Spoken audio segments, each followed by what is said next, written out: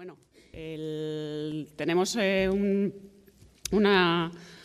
unos ponentes magníficos. También ahora a las 10 de la mañana es una hora un poco intensa para todos, pero bueno, vale la pena haber madrugado para poder escucharlos. Por un lado tenemos a Carolina San Martín Mazzuconi, que probablemente todos la conocéis también porque es catedrática de Derecho del Trabajo y además es magistrada suplente de la Sala de lo Social de la Audiencia Nacional. Es autora de múltiples artículos relacionados también con las nuevas, especialmente con las nuevas tecnologías. Es profesora también de la Universidad Carlos III y de la Rey Juan Carlos, perdón, y de la famosa efectivamente. Y bueno, pues es un lujo tenerla con nosotros esta mañana para poder hablarnos del derecho a la intimidad. Por otro lado, tenemos también a Carlos González, que es magistrado de lo social del número 3 de Pamplona. Fue abogado ejerciente en su momento y es también suplente de la Sala de lo Social del TSJ de Navarra. Es autor también de múltiples artículos en relación a las nuevas tecnologías y de artículos doctrinales de otras materias de altísima calidad. Y es profesor del Foro Aranzadi, es profesor del Máster de Acceso a la Abogacía, participa en los seminarios del Colegio de Graduadas Sociales de Navarra. En fin, que igualmente es un lujo tenerle esta mañana con nosotros. Y bueno, sin más preámbulos, en todo caso en la aplicación tenéis muchos más detalles de sus currículums. Y sin más preámbulos, pues vamos a pasar a la ponencia que va a empezar Carolina San Martín. Bien, buenos días. Muchas gracias a la asociación por la invitación para estar hoy con todos ustedes, a toda su junta directiva, a todos los socios, a Pilar por la presentación y a todos los que están hoy aquí a pesar de ayer. Así que muchas gracias. Sinceramente espero que valga la pena el esfuerzo. Vamos a intentar que así sea. Bien, a ver. Intimidad. Y me corresponde a mí, al ser la primera parte de la intervención de esta hora, hablar del marco general. Sé que ayer se abordaron varias cuestiones que tienen que ver con esto, así que vamos a intentar darle una perspectiva diferente para que sea de mayor utilidad lo que vais a escuchar a partir de ahora. Lo primero que he de decir, a ver si funciona, ahí, es que quiero partir de una serie de ideas básicas iniciales. El derecho a la intimidad fue el primero que se puso encima de la mesa cuando se empezó a generalizar todo este tipo de problemas relacionados con las tecnologías y las relaciones laborales. Los primeros conflictos giraban en torno al derecho a la intimidad. Posteriormente es verdad que pasamos a otros derechos de una configuración más clara y que por tanto nos podían propiciar mayores dosis de seguridad jurídica a la hora de afrontarlos, como por ejemplo el secreto de las comunicaciones, que todas las comunicaciones son secretas, solo algunas son íntimas, con lo cual ya nos movíamos en un terreno de mayor seguridad.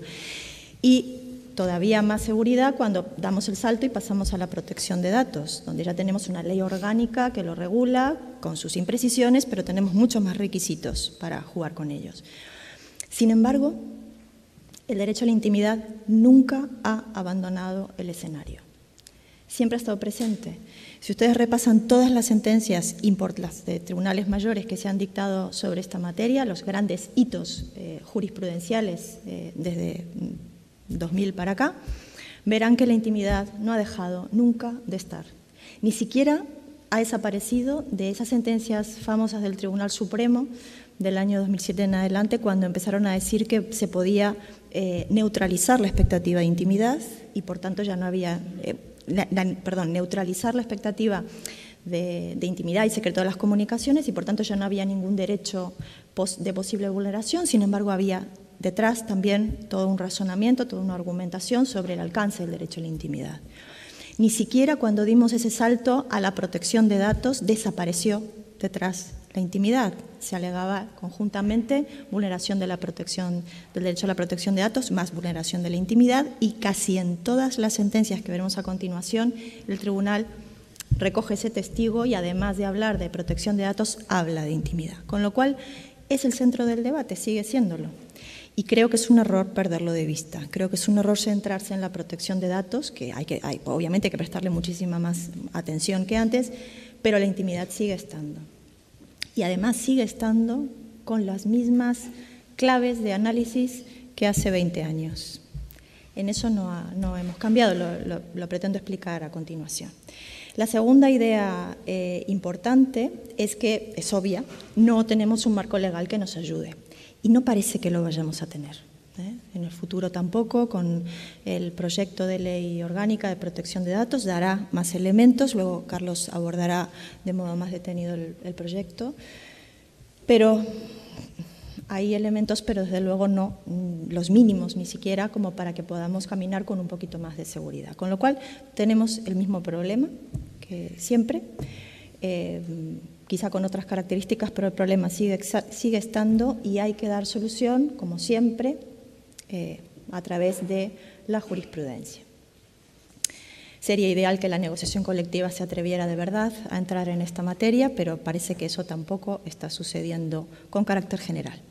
Y la tercera idea es el test de proporcionalidad, que también desde el principio se viene aplicando por los tribunales, sobre todo en el ámbito nacional, obviamente por nuestro Tribunal Constitucional, pero no solo. Ese test que todos conocemos, de que toda medida restrictiva, toda medida empresarial restrictiva de derechos fundamentales para evitar ser vulneradora de esos derechos, tiene que cumplir 4 requisitos, tiene que ser idónea, necesaria, justificada y ponderada. Y si falla alguna de estos 4 requisitos, la medida vulnerará el derecho.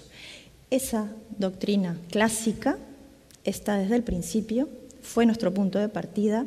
Hubo un momento donde pretendió eclipsarse con otro tipo de argumentaciones, pero igual que he dicho antes que el derecho a la intimidad nunca ha desaparecido del escenario, la doctrina de la proporcionalidad también ha estado presente en todas y cada una de las sentencias importantes que se han dictado sobre esta materia, salvo en la de la Universidad de Sevilla, si mal no recuerdo. Pero en el resto siempre ha estado presente, con lo cual es nuestro punto de partida y es, hoy por hoy, nuestro punto también de llegada. No solamente en el ámbito nacional, sino, como sabéis, también ya ahora en el europeo. Bien, con estas 3 ideas básicas voy a trazar una evolución. No voy a contaros aquí las sentencias que todos sabemos de sobra ya a estas alturas, pero sí que quiero marcar un poco cómo ha ido evolucionando la doctrina de los tribunales y dónde estamos hoy. El punto de partida, lo he dicho hace un momento, es la doctrina de la proporcionalidad, el ping, ponderación, idoneidad, necesidad, justificación. Las sentencias del Casino de la Toja, del Economato, aplicaban este criterio. Más o menos estructurado formalmente como lo conocemos hoy. Al principio se hablaba de indispensabilidad de la medida empresarial, pero al final siempre era esta doctrina. Entonces, por tanto, tenemos esa primera etapa. Obviamente estoy hablando de grandes tendencias. Dentro de cada momento de lo que veis delante también ha habido sentencias de tribunales menores de todos los signos posibles. Hay tribunales que, como sabéis, algunos negaban incluso al principio que hubiera espacio para los derechos fundamentales en el ámbito laboral, etcétera. Pero bueno, grandes tendencias. La primera, como digo, es la proporcionalidad. Y luego pasamos con la famosa sentencia del 2007 de Aurelio Desdentado, del Supremo, pasamos a una segunda etapa. En esa segunda etapa es cuando ocurre eso que os comentaba hace un momento, de la posibilidad de neutralizar una expectativa de derecho fundamental. como vía para solucionar este tipo de problemas. Se nos dice, hablábamos de intimidad y el secreto de las comunicaciones, se nos dice que eso forma parte del poder de dirección regular del empresario, artículo 23 del Estatuto, no es el artículo 18 del Estatuto, no es extraordinario y además es posible neutralizar cualquier expectativa que pudiera tener el trabajador de ejercer ese derecho con ese tipo de herramientas. ¿Cómo se neutraliza? Pues con protocolos, con criterios de uso de las herramientas que hay que fijarle a los trabajadores y criterios para el control, criterios a la hora que la empresa establezca un protocolo de control, en qué casos y con qué condiciones va a entrar a ver los correos, ordenador, etcétera. Bien, esa primera sentencia tan importante de septiembre de 2007 tiene una línea de continuidad que termina derivando en que la mera tipificación como infracción laboral del uso de las herramientas informáticas en la empresa para fines personales, la mera tipificación constituye ya de por sí implícitamente una prohibición, obviamente, de su uso y la prohibición implica la facultad del empresario de entrar a conocer qué se ha hecho con esa herramienta. La simplificación absoluta, ¿no?, de esta teoría, pero era lo que teníamos. Cuando el tema llega al Tribunal Constitucional, asume esa idea y la respalda con esas dos sentencias fundamentalmente que tenéis ahí recogidas, y cuando nos vamos más allá de nuestras fronteras, nos vamos al Tribunal Europeo de Derechos Humanos, nos encontramos con que también se respalda. En esta segunda etapa, la sentencia Copland en realidad inspira la sentencia de septiembre de 2007 de Desdentado, y básicamente lo que dice es que es posible neutralizar la expectativa de intimidad. Bien es verdad que esa sentencia precisa que la neutralización debe hacerse dando al trabajador información concreta sobre las circunstancias en las que va a ser sometido a registro. Esa es una idea que luego el Supremo va abandonando, como he explicado hace un momento, y el Constitucional también. Y luego Barbulescu 1, que cierra esa posición, la misma tendencia que acabo de decir. Y la tercera etapa es la actual. Y la tenemos abierta a partir de Barbulescu 2, ¿no?, de la revisión del criterio, que lo que nos dicen es hay que volver a la proporcionalidad de toda medida invasiva empresarial sobre los derechos fundamentales del trabajador, pero no es suficiente solo con la proporcionalidad. Además, hay que dar información clara, precisa y previa. Eso es Barbulescu 2, lo tenéis abajo. Lo que pide es que se dé información previa y clara y luego proporcionalidad, justificación, necesidad, idoneidad. Se llama de otra forma en la sentencia, pero es la misma doctrina que veníamos manejando aquí hasta ese momento, más las garantías de que efectivamente se proporcione toda esa información al trabajador antes de proceder a cualquier registro. Ahí estamos. Es verdad que luego el Supremo, en una sentencia del 18, en la sentencia de Inditex, en la que no voy a entrar, que comentará luego Carlos un poco, dice que aplica a Barbulescu, pero la clave de Barbulescu realmente está en la información. Lo novedoso de Barbulescu 2 es el elemento de la información previa y clara. Y en la sentencia del 18, pues esa idea no está tan clara, desde luego. Así que por eso le he puesto con signos de interrogación. En teoría sigue Barbulescu, pero en la práctica, bueno, es un poco más dudoso. Sí que es interesante en la de Inditex un elemento que es el dar valor a la ponderación en el registro. Parámetros de búsqueda, no entrar directamente, sino restringir. Sobre esta idea voy a volver después. Si nos vamos a la videovigilancia, también hay una evolución paralela a lo que acabo de contar. ¿Y por qué hablo de videovigilancia? Diréis, pero tú no ibas a hablar de intimidad. Porque en todas las sentencias de videovigilancia aparece la intimidad de alguna manera. Entonces no se puede hacer una idea que yo creo que aquí tenemos que manejar es que no conviene analizar estos derechos de modo aislado, como si no se conectaran unos con otros, ¿no? Y aquí, como digo, la intimidad está presente. La primera en esta evolución, la primera importante en esta evolución es la famosa sentencia del Constitucional de la Universidad de Sevilla, que básicamente lo que dice es que la protección de datos personales es un derecho absoluto.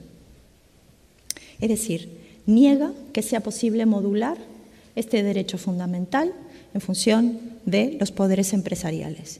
Niega la propia doctrina clásica del tribunal. Sin decirlo, lo que hace es dejar de aplicar la doctrina clásica del Tribunal Constitucional, la modulación mutua entre derechos fundamentales y poderes empresariales. Podemos discutir sobre dónde está el límite, pero hasta ahora siempre se había dicho que estaban en juego esos dos extremos del conflicto siempre, y que uno no podía ocupar la totalidad del espacio respecto del otro. En esta sentencia sí. En esta sentencia se dice el derecho a la protección de datos personales es un derecho absoluto, no es posible modularlo de ninguna manera. La segunda etapa es cuando se dice no, claro que es posible modularlo, es un derecho fundamental. Podemos, como digo, discutir sobre dónde ponemos el punto de equilibrio, pero tiene que haber ese espacio para la modulación. Lo que sucede es que, como pasa tantas veces, vamos de un extremo al otro, completamente al otro extremo. En esta sentencia se habla de la modulación, pero desde mi humilde y personal punto de vista, nos olvidamos de que en este derecho sí que hay una ley orgánica que fija una serie de requisitos. Y en esta sentencia, aunque se desgranan esos requisitos, luego al final la conclusión es que no tienen por qué respetarse exactamente tal como se fijan en la Ley Orgánica de Protección de Datos, ¿no? Entonces, bueno, no voy a contaros la sentencia, obviamente, pero sí que es importante aquí decir que en esta sentencia de Berska del 2016 se aplica otra vez la doctrina de la proporcionalidad, vuelve a estar presente. Se aplica a la intimidad, que se había alegado aquí la vulneración, y a la protección de datos personales, y esa es la novedad, y se quita valor a la información. Por eso digo que se olvida que en la Ley Orgánica de Protección de Datos, vigente en el momento de los hechos que se dirimen en este pronunciamiento, sí que fija un requisito de información clarísimo, ¿no? Sin embargo, aquí se le quita valor y se dice, cuando un trabajador se compromete como tal, firma el contrato, pues lo que hace es dar su consentimiento tácitamente para cualquiera de estas medidas que implique pues, el control de su trabajo. Además, no hace falta ni siquiera ese consentimiento, basta con el conocimiento, y además, ¿qué es información? El cartelito amarillo de zona videovigilada, que en Sevilla nos habían dicho, tiene que ser información precisa, concreta, sobre la finalidad. Si vosotros habéis visto los cartelitos amarillos, ahí la finalidad no está en ningún sitio, solamente nos dicen que tenemos una cámara que nos está enfocando y quién es el responsable, ¿no? Y a dónde tenemos que dirigirnos para ejercitar nuestros derechos. Nada más, la finalidad no aparece. Y se dice en esta sentencia, esto es muy importante, es que la finalidad no tiene por qué ser concreta, la finalidad es el control. Bueno, pues, ahí está la duda. Es más, si no se da información a los trabajadores, tampoco necesariamente, ni siquiera el cartelito, si no hay absolutamente nada, tampoco necesariamente estaremos ante la vulneración del derecho a la protección de datos personales. Habrá que ver, habrá que aplicar la doctrina de la proporcionalidad, ¿vale? Bien, en esta segunda etapa también el Tribunal Supremo hace aportaciones importantes, las hace en el año ya 17, a principios del 17, sentencias que eran muy esperadas, y asume esa idea de aplicar la doctrina de la proporcionalidad también a la protección de datos, separándose completamente del criterio que se había fijado por el Constitucional en el caso de Universidad de Sevilla, y también aquí se quita importancia a la información. Se aplica la doctrina de la proporcionalidad y a mayor abundamiento, se dice, y además en este caso, literalmente, si mal no recuerdo, dice, a mayor abundamiento Además, aquí el trabajador pues sabía de la existencia de cámaras, dónde estaban, la finalidad se le había comunicado, que era por motivos de seguridad. Pero fijaos cómo el propio discurso le quita valor al elemento informativo. Tercera etapa, básicamente López Rivalda la inaugura. Tenemos un precedente en el año 16, el caso del Supremo de Supermercados Día, que probablemente de modo inconsciente, o sea, sin ser conscientes de que se separaba de lo que se estaba haciendo hasta ese momento en el Supremo, lo que hace es resolver sobre intimidad en un tema de cámaras y no se plantea ni siquiera la protección de datos, pero ni se plantea, se resuelve sobre intimidad y se aplica la doctrina de la proporcionalidad más el requisito de la información. Por eso decimos que es un precedente a lo que se abriría ya de modo definido con la sentencia de López Rivalda, que lo que hace es, si se fijan ustedes, estamos otra vez en el mismo sitio, estamos en la doctrina de la proporcionalidad más información. Recordad que en el caso de López Rivalda lo que tenemos es una vulneración de la privacidad porque nuestra ley orgánica de protección de datos nos juega un poco en contra. Como establece la obligación de informar a los trabajadores, genera en todos una expectativa de que su privacidad será respetada. Como se ha generado esa expectativa, en el momento en que no se cumple con la obligación de información, eran cámaras ocultas, recordad, cámaras secretas, pues el resultado es que se ha vulnerado esa expectativa y además se ha vulnerado de modo no ponderado, es decir, se ha vulnerado. La medida no ha sido proporcionada. Por tanto, tenemos proporcionalidad e información, otra vez en el escenario. Entonces, ese es el punto de llegada, tanto si vamos por la vía clásica de intimidad y secreto de las comunicaciones, como si vamos por la vía más indirecta de la videovigilancia, protección de datos. Ahí estamos, a ver qué pasa con López Rivalda en Gran Sala. Yo creo que, a diferencia de Barbulescu, esta sentencia está mejor trabada y no es descartable que haya matices, pero en mi opinión, no lo sé, nunca se sabe, ¿no? Pero yo diría que hay bastantes probabilidades de que se mantenga como está, más o menos. Entonces, llegados hasta aquí, pautas poquitas, pero algunas hay. La clave es la proporcionalidad, siempre lo ha sido, pero a la que hay que añadir con un peso importantísimo todo el tema de la información. Obviamente esto genera muchas dudas, porque la proporcionalidad se compone de 4 conceptos jurídicos indeterminados, y el tema de la información de por sí plantea muchísimas interrogantes porque no sabemos exactamente en qué consiste esa obligación informativa. No tenemos ahí la suficiente seguridad como para saber si lo estamos cumpliendo o no. ¿Vale información sobre la finalidad genérica? Si nos vamos al proyecto de Ley Orgánica de Protección de Datos, que habla de intimidad contra todo pronóstico, en vez de privacidad o protección de datos, habla de intimidad directamente. Está bien que se intente regular, quizá no era ese el lugar natural para regular el alcance del derecho a la intimidad.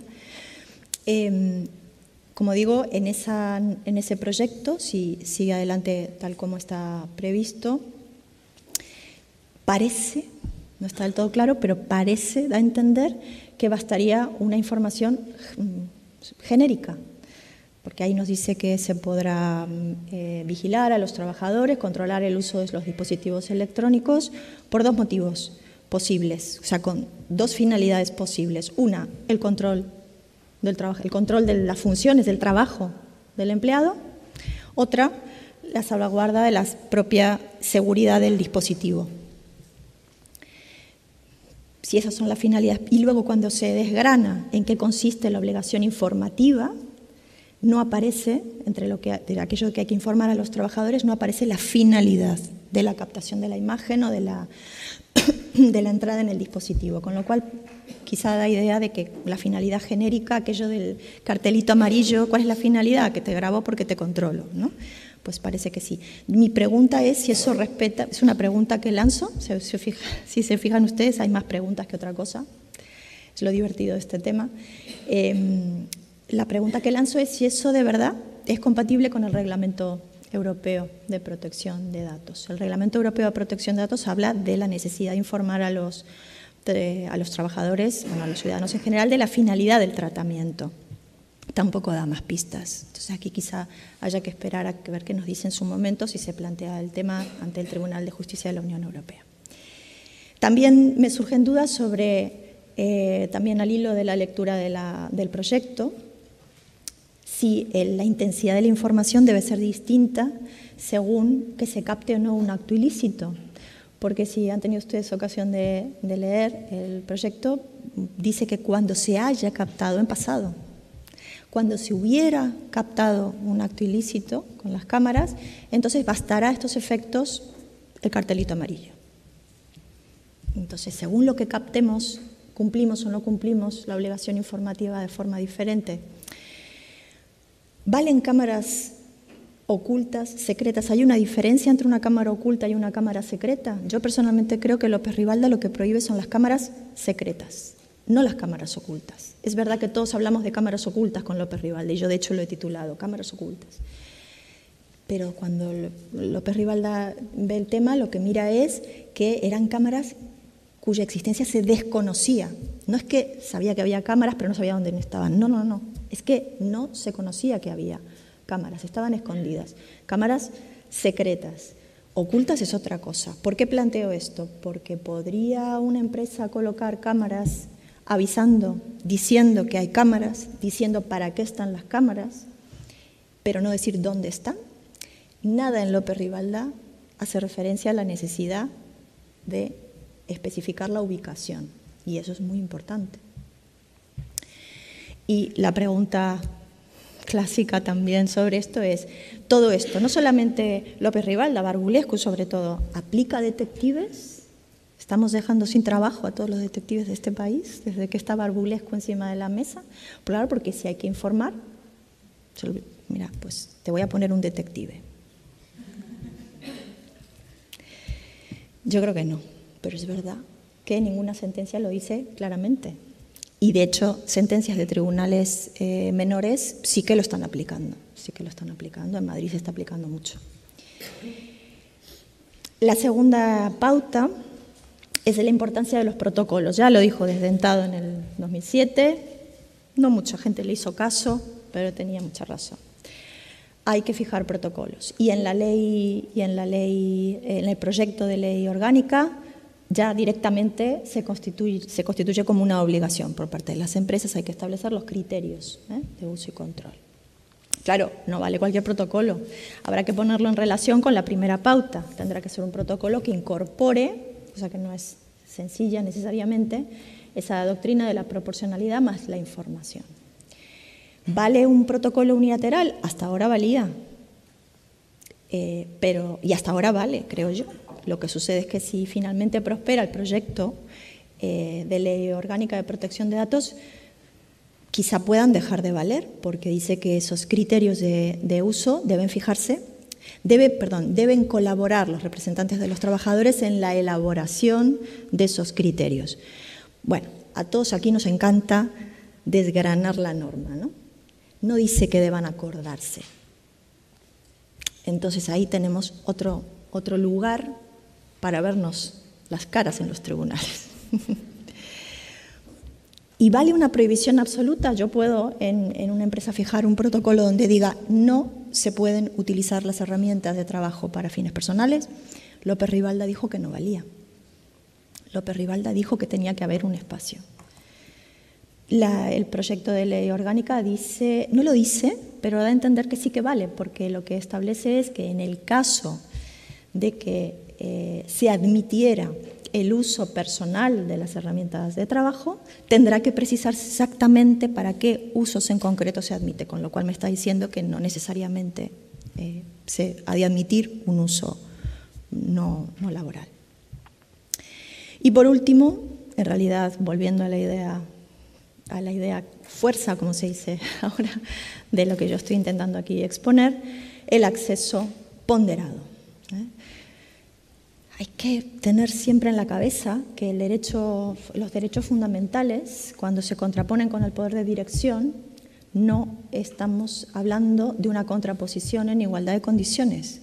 Una cosa es un derecho fundamental, constitucionalmente hablando, y otra cosa es un derecho de los ciudadanos. Cuando hablamos del poder de dirección, hablamos, como sabemos, de libertad de empresa. Cuando hablamos de intimidad, protección de datos, secreto de las comunicaciones, hablamos de derechos fundamentales, de los más protegidos de nuestro sistema constitucional. Entonces no pueden ser iguales, no pueden ser iguales. Ante la duda hay uno que es más protegido que el otro. De eso va también el derecho del trabajo mismo. Con lo cual, cualquier injerencia tiene que hacerse con el acceso mínimo indispensable siempre para conseguir llegar. Y por eso siempre es importante, aunque parezca que se puede entrar, aunque parezca que se ha hecho todo perfecto, que siempre, pues eso, correos electrónicos, parámetros de búsqueda, limitación temporal, al mínimo tiempo imprescindible para detectar aquello que se está buscando. Ya termino. Nos queda mucho por delante. Ayer lo decía Rodolfo por la tarde, decía unas cosas, esto se queda, vamos, en nada, comparado con lo que decía ayer. Yo, humildemente, esto es lo que más entiendo. Todavía tenemos por delante retos importantísimos y es verdad que yo echo de menos que se regule de verdad esto, pero por otro lado digo, ¿se puede? ¿Se puede regular todo esto más que dar unas pautas, más que trasladar a la ley la doctrina de la proporcionalidad? ¿De verdad podemos hacer mucho más? Algo se podrá hacer, pero siempre nos vamos a quedar por detrás de la realidad de los conflictos. Cuando de verdad empecemos a hablar con seriedad de la implantación de microchips, ¿no? O sea, cuando empezaron todos estos conflictos hablábamos básicamente de correo electrónico, de ordenadores, y luego aparecieron pues lo de la geolocalización, lo de los detectives, lo de las redes sociales, lo de las tarjetas con identificador de radiofrecuencia. Bueno, por ahora ya vamos hacia los microchips, plataformas, de lo cual se hablará con posterioridad, con lo cual este tema tiene todavía por delante muchas vueltas que dar. Y con eso termino. Muchas gracias.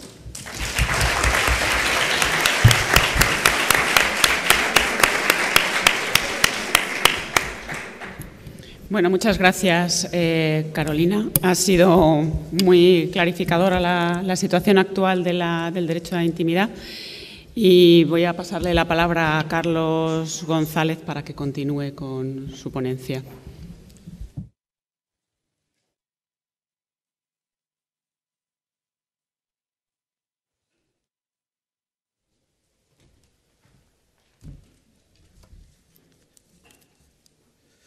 Bueno, buenos días. Pues, bueno, primero, magnífica exposición, Carolina, de todos los aspectos que están presentes, ¿no?, en toda esta problemática y efectivamente realizas las preguntas pues, que son las complicadas, en las que yo creo que todos tenemos en la cabeza. El problema es que yo tenía con el proyecto, que es lo que luego hablaré yo, otras 12 más una preguntas y nos van a echar de agorrazos aquí. Creo. Bueno, no las voy a hacer las 13, no piensan.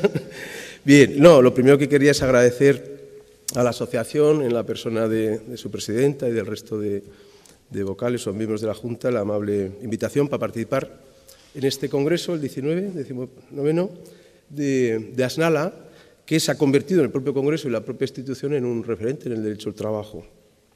Y, por tanto, para mí es un honor estar hoy aquí como ponente y haber participado estos días con todos ustedes. Lógicamente, el tiempo del que disponemos no me permitirá, y tampoco les quiero cansar, plantear toda la problemática que ya ayer vimos, que era mucha y muy complicado, sobre todos estos aspectos. Por eso me voy a centrar en destacar alguna idea de lo que es la evolución que nos ha estado contando Carolina en la doctrina, en la jurisprudencia de los diferentes tribunales, los nacionales y los internacionales, para, sobre esa perspectiva de la evolución y lo que para mí es el punto esencial del conflicto, hacer un análisis del proyecto, fundamentalmente en la videovigilancia, porque el proyecto tiene muchos contenidos, pero para centrarlo luego en la videovigilancia.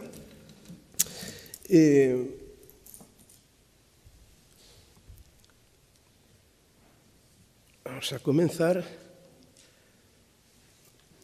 con esta primera pantalla. Como ven, es una pantalla que nos llama, nos atrae, no es un efecto derivado de la cena de ayer. No lo es, estén tranquilos, no. Sí que me va a permitir representar alguna de las ideas que luego voy a desarrollar y ahí lo dejo. No voy a decir qué quiere decir esa imagen, de momento.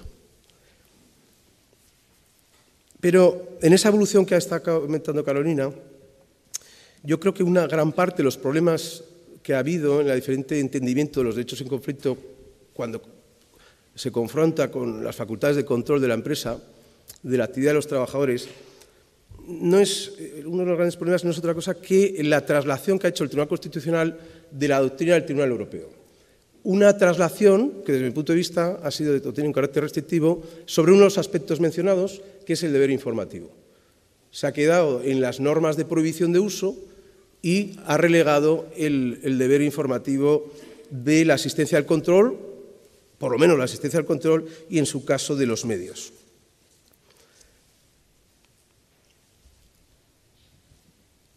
Cuando estamos hablando siempre del control de medios tecnológicos en general, los 4 o 5 aspectos que hay que tener en cuenta es este. Estamos hablando de derechos fundamentales y de la centralidad del derecho fundamental en todos los ámbitos.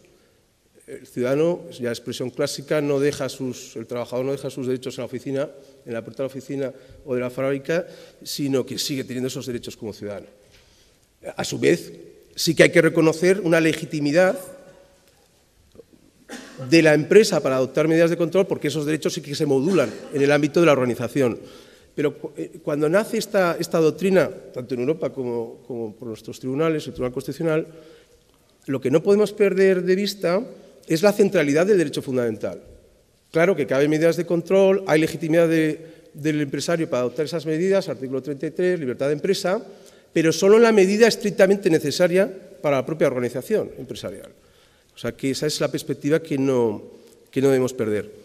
Y el tercer elemento a tener en cuenta cuando hablamos de medios tecnológicos y control sobre ellos es que la sentencia del Tribunal Europeo lo que nos indica es que los usos sociales toleran la utilización de esos medios tecnológicos. Y si la empresa quiere controlarlos, tiene que establecer efectivamente, tiene que eliminar la expectativa de intimidad o de privacidad, confidencialidad que tiene el propio trabajador y debe eliminarlo desde la sentencia Copland, básicamente con la advertencia de la fiscalización. Y esa es la expresión, advertencia de la fiscalización. No es, por lo tanto, solo legitimidad o no empresarial para el control, sino que hay que advertir de la fiscalización. De esa sentencia, también lo dijo la Halford, que era del año 97, pero yo creo que la que más lo desarrolla es la de la señora Copland en 2007.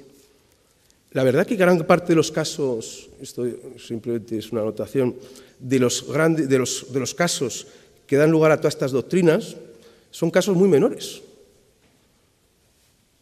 muy chiquititos, quiero decir. El conflicto que surge es muy conflicto, pero luego pues tiene una fuerza expansiva importante. Eso quiere decir que seguramente ha oído un jurista que sobre ese caso aparentemente sencillo, pequeño, ha podido llegar a estas instancias y construirse toda esta doctrina.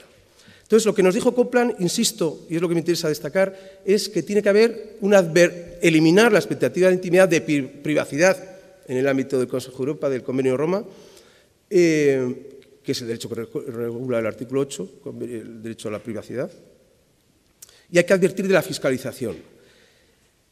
Es lo mismo que nos dice Barbulescu II en septiembre de 2017.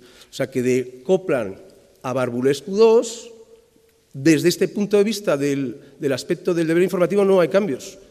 Barbulescu II eso lo mantiene, como ya lo había dicho Copland, y lo que ya introduce son otras motivaciones que ya nos interpela más como al juez, ¿no? Es decir, la exigencia de motivación del juicio de legalidad desde el punto de vista de la proporcionalidad y la motivación, porque ahí entiende que el juez rumano no hizo su trabajo en ese sentido desde el punto de vista de la motivación de lo que estaba en juego, de los intereses que estaban en juego. Advertencia de que va a haber fiscalización, advertencia de que va a haber control, nos dice el Tribunal Europeo. Y el Tribunal Supremo, la primera sentencia que dice lo mismo, en la que ha comentado Carolina, de 26 de septiembre de 2007. Nos dice muchas cosas esta sentencia, que es la primera que se enfrenta con el problema de qué hacemos con el acceso a los correos, a los ordenadores, la navegación, etc. Nos dice, por una parte, que no se le aplican las exigencias del registro de taquillas del artículo 18, y luego ya lo que nos sitúa es dentro del artículo 23, que son las medidas de control o vigilancia que está legitimado el empresario a adoptar. Retoma o recoge o recepciona la doctrina Copland para decirnos que hay que eliminar la expectativa de intimidad o de privacidad que tenga el trabajador cuando utilizamos estos medios. Y es cierto que dice que se elimina estableciendo reglas de prohibición absolutas relativas sobre esos medios que pone a su disposición la empresa, reglas de prohibición, pero también nos dice que hay que informarles sobre el control y los medios. Esta sentencia de Desdentado dice esto, que es lo mismo que advertir la fiscalización, pero esto lo dice. Luego lo repite otra sentencia de 8 de marzo de 2011. ¿Y qué es lo que ocurre? ¿Por qué luego va a surgir el problema? El problema surge porque ese deber de fiscalización, de informar al trabajador sobre que va a existir control y los medios, queda degradado con otras dos sentencias del Tribunal Constitucional. Previamente, el Tribunal Supremo, en otra he dicho que la de 8 de marzo de 2011, reitera doctrina Desdentado, y luego hay una en noviembre, creo que es 8 de noviembre de 2011, que se separa de esa doctrina, en el sentido de que mantiene que tiene que haber eliminación de la expectativa de intimidad con las reglas de prohibición. Eso lo dice la sentencia de noviembre de 2011, del Tribunal Supremo estoy hablando, antes de llegar a estas dos del Constitucional. Reconoce que la sentencia de 2007, la de septiembre de 2007, lo reconoce la propia sentencia, dijo y estableció como doctrina que la eliminación de la expectativa de intimidad tenía de los dos aspectos, reglas prohibitivas, pero también el deber informar del control empresarial y de los medios. Eso lo reconoce, pero en la de noviembre nos dice que eso es un noveter dicta. Claro, eso es mucho decir, que es un noveter dicta, una sentencia que por primera vez se enfrenta nuestro ordenamiento con el problema de qué hacemos con el control empresarial y esta vigilancia, y con la primera sentencia que recepciona la doctrina Copland. Decir que eso es un noveter dicta, cuando en realidad está recogiendo la advertencia de fiscalización de Copland, me parece un poco atrevido, ¿no? Pero lo cierto es que esa sentencia de noviembre de 2011 ya se separa, rebaja las exigencias y queda eliminado esa necesidad informativa. Pero donde queda claramente degradado el deber informativo es en esta doctrina del Tribunal Constitucional, en las dos sentencias que ven citadas, de 2012 y la 170-2013. Ya se acuerdan bien, hay los casos, el del chat de unas compañeras, con insultos, con comentarios despectivos, y efectivamente mantiene, como la empresa sí que tenía prohibición de uso, ¿no? Reglas de prohibición de uso, que ahí ya no hay expectativa de intimidad, no hay nada que eliminar porque no deberías tener esa expectativa. Y la sentencia del espionaje industrial va todavía más allá. Ahí no había reglas de prohibición, pero el convenio sí que tipificaba como falta leve los usos extralaborales. Entonces la tesis constitucional es, pues el convenio, aunque sea falta leve, tipifica esto como falta leve o como prohibido, el utilizar medios extralaborales, ¿qué expectativa de intimidad va a tener el trabajador? Ya sabe que no debe hacerlo. Esa es un poco esa perspectiva. Pero aquí sí que se produce ruptura con la doctrina del Tribunal Europeo y en el criterio que había mantenido también el Supremo. Llegamos a la sentencia, la doctrina Barbulescu II, que esta doctrina aquí sí que vuelve a mantener, claro, las exigencias del control. Aquí había, es lo que en nuestro supuesto es, las reglas de prohibitivas sí que estaban en el presente, en este caso, no estaba prohibido hacer usos extralaborales de los medios tecnológicos, pero no había sido informado de los medios o del alcance y naturaleza del control empresarial. Eso es lo que va a valorar, entre otras cosas, Barbulescu, que hay que informar de cuál es el alcance y naturaleza de los medios de control. Para que no sea interpretación mía, permítame leerle, entrecomillado, lo que nos dice, entre otras cosas, insisto.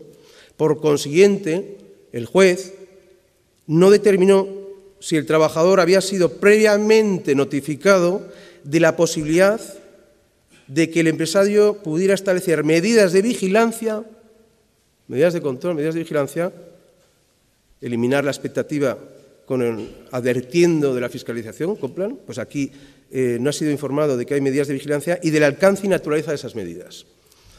Bien, luego dice otras cosas y se hace unas preguntas, el famoso test. El famoso test nos puede servir de orientación de por dónde van los hilos del juicio de proporcionalidad que decía Carolina, de la necesidad, de la idoneidad, porque cuando hablamos de idoneidad, necesidad y justificación, la necesidad es que no haya otro medio menos gravoso, menos intrusivo para obtener la misma finalidad legítima. La advertencia tiene que ser previa.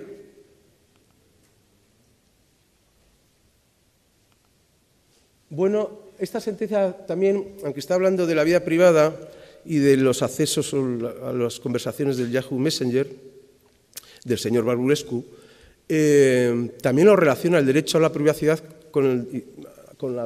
y al secreto de las comunicaciones con el derecho a protección de datos. Y en uno de los apartados dice que se aplica estos principios de la protección de datos que ven ahí enunciados, se aplica también a estos otros controles de otros medios tecnológicos. Luego, desde el punto de vista de la motivación empresarial para adoptar estas medidas de control y luego la valoración que debe hacer el juez, simplemente háganme el favor de mirar la parte que dice no son válidas las justificaciones teóricas y esas justificaciones que vienen en esta sentencia, que muchas veces están en los protocolos y no son las que nos van a servir para saltar el juicio de proporcionalidad. Con lo cual esto también es un aviso a navegantes. No, es que yo controlo porque me puede afectar los sistemas informáticos de la empresa. Es que igual imputan a la empresa ahora con todo el tema del cumplimiento normativo de la responsabilidad penal a la empresa por la actividad ilegal en espacio virtual. Eso eran justificaciones que estaban en el caso por parte de la empresa. Y luego tampoco es porque estoy controlando que no se divulguen secretos de empresa o comerciales. Y el tribunal lo que nos dice es que estos son indicaciones teóricas, pero no justificaciones y motivaciones en relación al señor Barbulescu de qué concurría para controlar sus comunicaciones en el Yahoo Messenger. O sea, que esto es también importante, porque los protocolos de actuación, pues algunos se darán de una manera u otra, pero cuando luego al final se vaya a llevar el conflicto al juicio, pues esto hay que mirar. Esto forma parte del juicio del test de proporcionalidad o del test Barbulescu.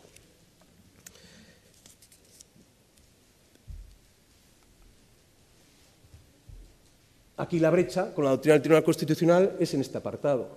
Prohibir el uso extralaboral no es informar de que va a aplicar las medidas de control y vigilancia. Esta es un poco la idea que hay que, entre otras, que hay que tener en cuenta en relación a Barbulescu. Y luego, bueno, lo que indica un poco de los jueces nacionales que no realizaron adecuadamente este juicio de legitimidad, de proporcionalidad y de motivación. Volvemos a la primera imagen. O antes de esta, van a permitir que indique una cuestión. ¿Por qué es importante la sentencia Barbulescu o la sentencia Copland? Por nuestro artículo 10.2 de la Constitución Española. Nos obliga a interpretar los derechos fundamentales tal y como venga establecido en los convenios, tratados y convenios internacionales. Hay una vinculación del juez nacional y de ustedes como operadores jurídicos a cómo están reconocidos al contenido y alcance de los derechos en los convenios internacionales. Claro, pero cuando estamos hablando del Convenio de Roma, artículo 8, derecho a la privacidad, que es donde se va a incluir todo esto, también el derecho a protección de datos, que nos dice el alcance del artículo 8 es el Tribunal Europeo de Derechos Humanos, con lo cual nos interpela, nos está diciendo cómo debemos interpretar este derecho. Entonces, artículo 10.2 de la Constitución, y tengan en cuenta también artículo 5 bis de la Ley Orgánica del Poder Judicial, que dice que cabe interponer un recurso de revisión frente a una sentencia española nacional cuando el Tribunal Europeo de Derechos Humanos ha dicho que el Estado español, en este caso el órgano jurisdiccional correspondiente, ha vulnerado el Convenio de Roma. Por tanto, estamos viendo que es de una eficacia importante las resoluciones del Tribunal Europeo. Y luego otro aspecto también muy importante de esta doctrina Copland y Barbulescu, la López Rivalda, es que toda la interpretación es sobre la base del artículo 8 del Convenio de Roma, que no es nuestro derecho a intimidad. Reconoce el derecho de privacidad, que incluye la intimidad, sí, también las comunicaciones, la inviolabilidad de domicilio y también la protección de datos. Con lo cual, cuando el Tribunal Europeo está hablando de artículo 8 o estableciendo unas exigencias, irradia los otros derechos de nuestro artículo 18 de la Constitución, para que nos entendamos, ¿no? Entonces, eso es importante tenerlo en cuenta. Y dos aspectos muy importantes es que la Carta Europea de Derechos Fundamentales reconoce en su artículo 8 el derecho a protección de datos, que esto ya me aproxima a lo que quiero relatar respecto de la videovigilancia. Reconoce la Carta Europea el derecho a protección de datos, también el derecho a la intimidad en el artículo anterior, en el 7, pero ya saben ustedes que la Carta tiene el valor jurídico igual al tratado constitutivo, es derecho originario. Eso lo dice el artículo 6 del Tratado de la Unión. Si tiene ese valor jurídico, todos sabemos también que tiene eficacia directa, que tiene eficacia de primacía respecto de cualquier norma nacional que se le oponga. Y tanto en el ámbito vertical o en las relaciones verticales como en las horizontales. Y eso no lo vamos a poder soslayar cuando ahora veamos el proyecto si se ajusta o no a esto que estamos comentando, a la Carta y a las doctrinas del Tribunal Europeo. Porque el artículo 52 de la Carta nos dice otra cosa. Dice, estos derechos de la Carta, cuando también estén reconocidos en el Convenio de Roma, se interpretarán y aplicarán con el alcance del Convenio de Roma. ¿Y quién determina el alcance del Convenio de Roma? El Tribunal Europeo. Entonces, por una vía o por otra, vemos que la doctrina del Tribunal Europeo es la que hay que conocer y es la que hay que aplicar. Y ya por último, desde este punto de vista del valor, de la fuerza de la norma y de la implicación o la interpretación que se le hace al juez nacional, el reglamento también tiene eficacia directa y primacía, artículo 288, y vincula a todos los estados y tanto en las relaciones horizontales como en las verticales. No una norma nacional no puede contradecir el reglamento. Algo ha comentado Carolina. Esto es así, estas son las reglas del juego, nos gustarán o no, pues es lo que hay.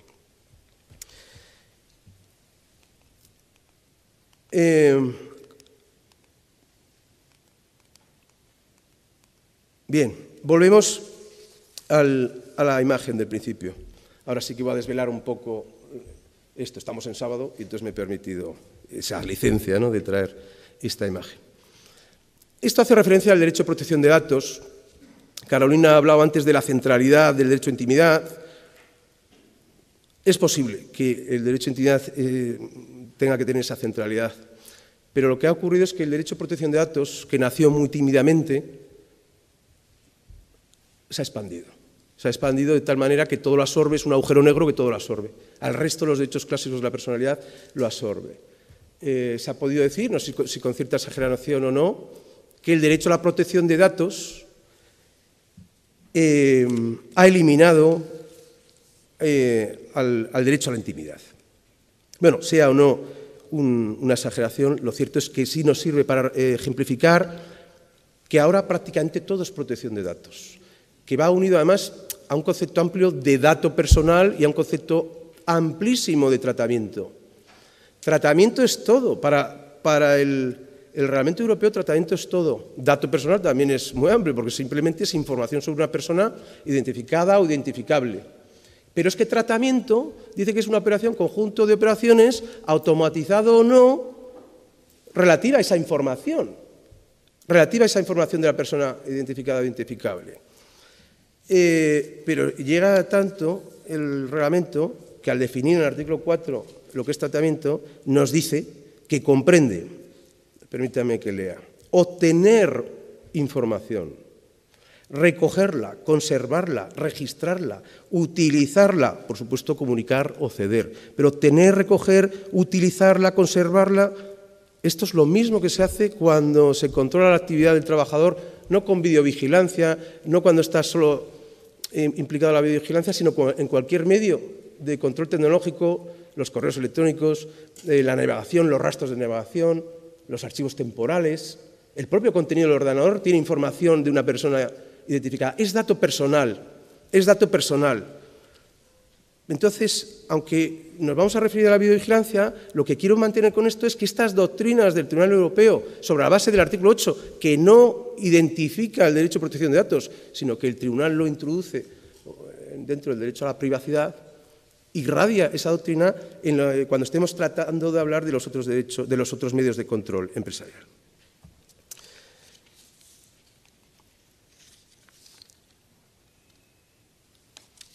¿Por qué es un agujero negro el derecho a protección de datos? En parte tiene cierta explicación por la propia estructura y razón de ser del derecho a protección de datos. Frente a la centralidad que pueda tener el derecho a la intimidad, el derecho a la protección de datos se ha configurado como el guardián fiel, el cancerbero fiel de los otros derechos. Lo que hace es adelantar las barreras de protección para que no haya la lesión a los otros derechos. Este entendimiento, ese cancerbero, ese perro fiel, para que no se lesione el resto de los derechos, es el que nos puede dar la clave de por qué las obligaciones formales, que a veces nos parecen que hay mucha formalidad dentro del ámbito de la protección de datos, cuál es su significación o su estructura, porque es su razón de ser. La razón de ser de la protección de datos es, en definitiva, su propio contenido. Todos los ciudadanos tenemos derecho a controlar nuestros datos personales y para controlar tenemos que saber quién los tiene y con qué finalidad los tiene. Ese es el dibujo que deberíamos tener en la cabeza cuando adoptamos medidas de control. Y ahora sí, ven que evidentemente no tenemos tiempo para hablar de toda la regulación del proyecto de ley, pero sí de alguna cosa. El artículo 22 regula la videovigilancia, pero este no nos afecta ahora al ámbito de las relaciones laborales. Esto es videovigilancia para la seguridad de las instalaciones, personas y bienes. Bien, ese tiene un contenido que ese no nos vamos a parar. Sí, lo regula en estos términos que van viendo en las pantallas, por ir un poquito más rápido, no cambia esencialmente con lo que ya existía, no cambia, bueno, las imágenes hay que suprimirlas en un mes, yo creo que ahora también era un mes. Si detectan actos ilícitos, entonces, en el plazo de 72 horas hay que comunicarlo a la policía, en fin. En esos casos ya no opera la obligación de bloqueo. Bueno, esto ahora nos excede un poquito, solo es comentar esto. En estas videovigilancias para seguridad de las instalaciones, personas y bienes, es donde viene regulado, artículo 22, el cartelito famoso. El cartelito famoso es este. Bien, pero es para esa finalidad. Luego hay un apartado que hace referencia a la videovigilancia por las fuerzas y cuerpos de seguridad, en las cárceles o centros penitenciarios, en disciplina y régimen disciplinario sancionador de tráfico, se reenvía a su propia normativa y con carácter supletorio es aplicable el Reglamento de Protección de Datos. Y luego para los detectives también se remite a la Ley de Seguridad Privada de 2014, no dice más que se aplicará la Ley de 2014. Y cuando hablamos del empleador, por lo tanto ya a lo nuestro, en las relaciones laborales, la videovigilancia, el artículo 22, tal como ha quedado en el informe de ponencia, se reenvía al artículo 89. Bueno, pues vamos al artículo... bueno, este era el proyecto de ley del Gobierno inicial. Fíjense en la letra azul, establecía la necesidad de informar. Esa parte inicial va a mantenerse en el informe de la ponencia, ya está ahora, por cierto, en el Senado, parece que se va a aprobar, pues están casi todos de acuerdo. Indicaba esta parte final, si las imágenes han captado la comisión flagrante de un delito, no privará de valor probatorio la captación de la imagen, sin perjuicio de las responsabilidades del responsable de tratamiento que no cumplió, no cumplió con el deber informativo, ¿no? La ausencia de información, de cumplimiento del deber informativo, no priva de valor probatorio las imágenes a efectos penales. Ahí se quedaba el proyecto. El proyecto, ya saben también que ahora se llama el proyecto de ley orgánica de protección de datos y de derechos digitales introduce un nuevo título, el 9. En los aspectos laborales, estos son los que deberán tener en cuenta ya con más detenimiento y en otras charlas, y cuando salga, se publique, pues tendremos que mirar este tipo de cosas. Bueno, nos interesa el control de los medios tecnológicos, el artículo 87. Luego el famoso derecho de desconexión. Vale. Y el nuestro es el 89, en videovigilancia es el 89, y GPS es el artículo 90. Y luego la negociación colectiva. Voy a ir pasando las diapositivas, porque no me interesa ahora por el tiempo que tengo. Este sería el control del ordenador, de navegación y tal, estamos en este. Está a disposición de ustedes la presentación, digo, porque hay algunos que están sacando la imagen, pero vamos, lo tienen a su disposición. Este es el control de ordenadores, insisto, de los medios tecnológicos que pone la empresa a disposición de los trabajadores. Bueno, lean un poco, no es de lo que... Bueno, podemos hablar luego en el debate si quieren y poner la diapositiva, pero como no me va a dar tiempo de hablar lo que quiero ahora, solo lo dejo ahí puesto para el que no lo haya tenido ocasión de ver, que pueda leer mientras bebo un poquito de agua.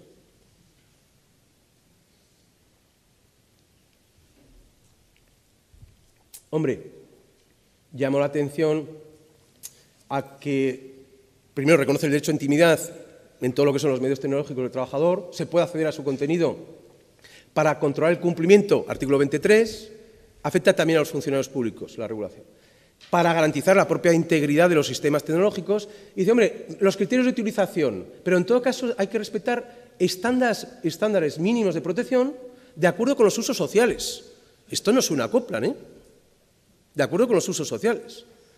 Y los derechos reconocidos constitucional y legalmente, y yo digo, sí, y el Convenio de Roma también.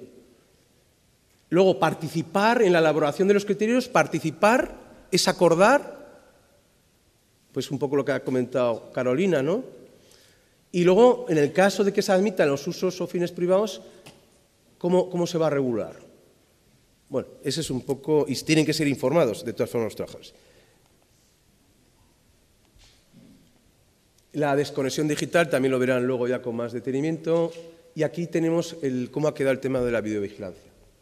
Bueno, lean un poco si quieren.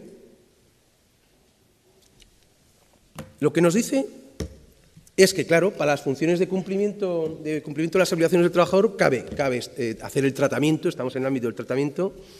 Estamos en el ámbito del tratamiento, aunque el título se llama intimidad, en relación a la utilización de la videovigilancia. No sé por qué elimina la protección de datos, pero es como lo llama el legislador ahí. Entonces, sí, se puede utilizar siempre que haya, bueno, lo que dice es que se puede utilizar, es que quiero leer exactamente, porque esa solo es un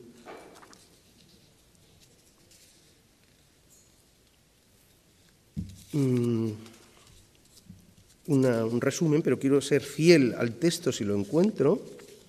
Leamos, sí, este es, artículo 89. Los empleadores, aunque ese sea un resumen, pero quiero ser fiel, podrán tratar las imágenes a efectos del artículo del cumplimiento de las obligaciones, los empleados públicos también, y dice, siempre que las funciones de control que realiza el empleador se ejerzan dentro del marco legal y con los límites inherentes a ese marco legal. Los límites inherentes al marco legal. ¿Cuáles son esos límites inherentes al marco legal? Hombre, pues si hablamos de control empresarial y llevamos ya toda la mañana estableciendo cuáles son los hitos principales en la evolución de la jurisprudencia, los límites sobre la actividad de control de la empresa no son otra que los derechos fundamentales y tal y como hayan sido definidos. Es decir, respeto de la privacidad y si había reglas de prohibición, hay que eliminar la expectativa, reglas de prohibición e información del control, de la finalidad de ese control. Esos son los límites inherentes a la función del control del artículo 20. Dice también que el empleador debe informar con carácter previo y de forma expresa, clara y concisa a los trabajadores acerca de esta medida. Acerca de esta medida tiene que informar. Hombre, yo en mis notas digo, hombre, con referencia al legislador, no me hagas esto, ¿qué es esto de informar acerca de la medida? Más fácil era para todos la enmienda del PSOE que decía que había que informar, López Ribalda, si iba a tener, y Barrulescu también, si iba a tener o no consecuencias disciplinarias.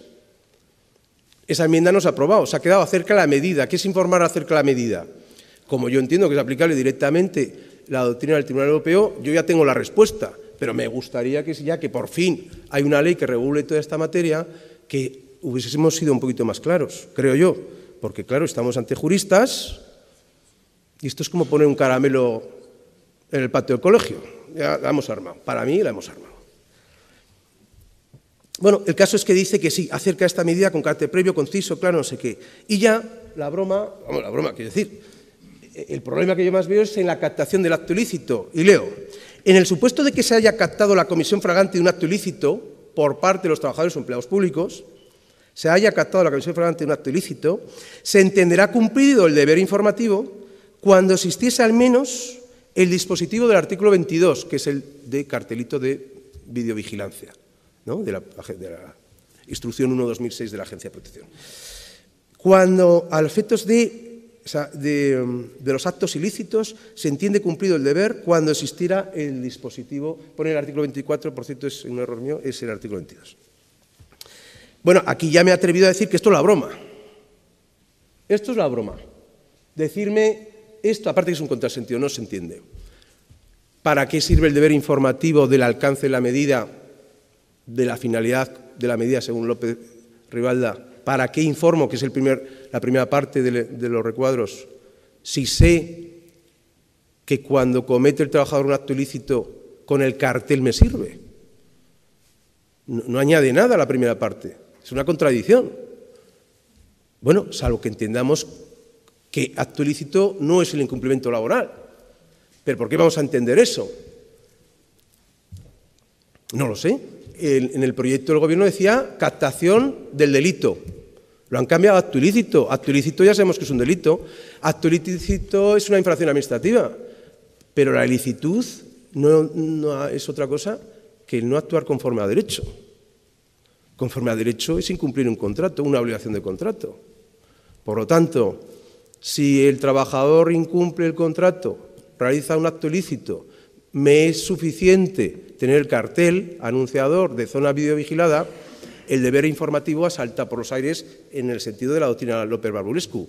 Esto lo que hemos hecho es coger la doctrina Berska, la 39/2016 de 3 de marzo del Tribunal Constitucional, que es lo que dijo, que basta con el cartel, no hay que informar de nada más. Bien. Las preguntas.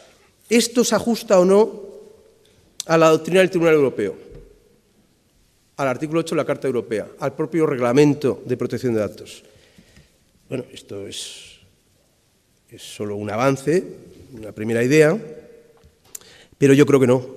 Yo creo que no, porque López Ribalda, cuando dice que tiene que haber el deber informativo previo sobre el uso de las cámaras y, en definitiva, prohíbe, no valida desde el punto de vista de la privacidad y de la protección de datos, no valida las cámaras encubiertas, que es tanto como decir las cámaras no informadas, es cierto que hace referencia a nuestra ley del 99,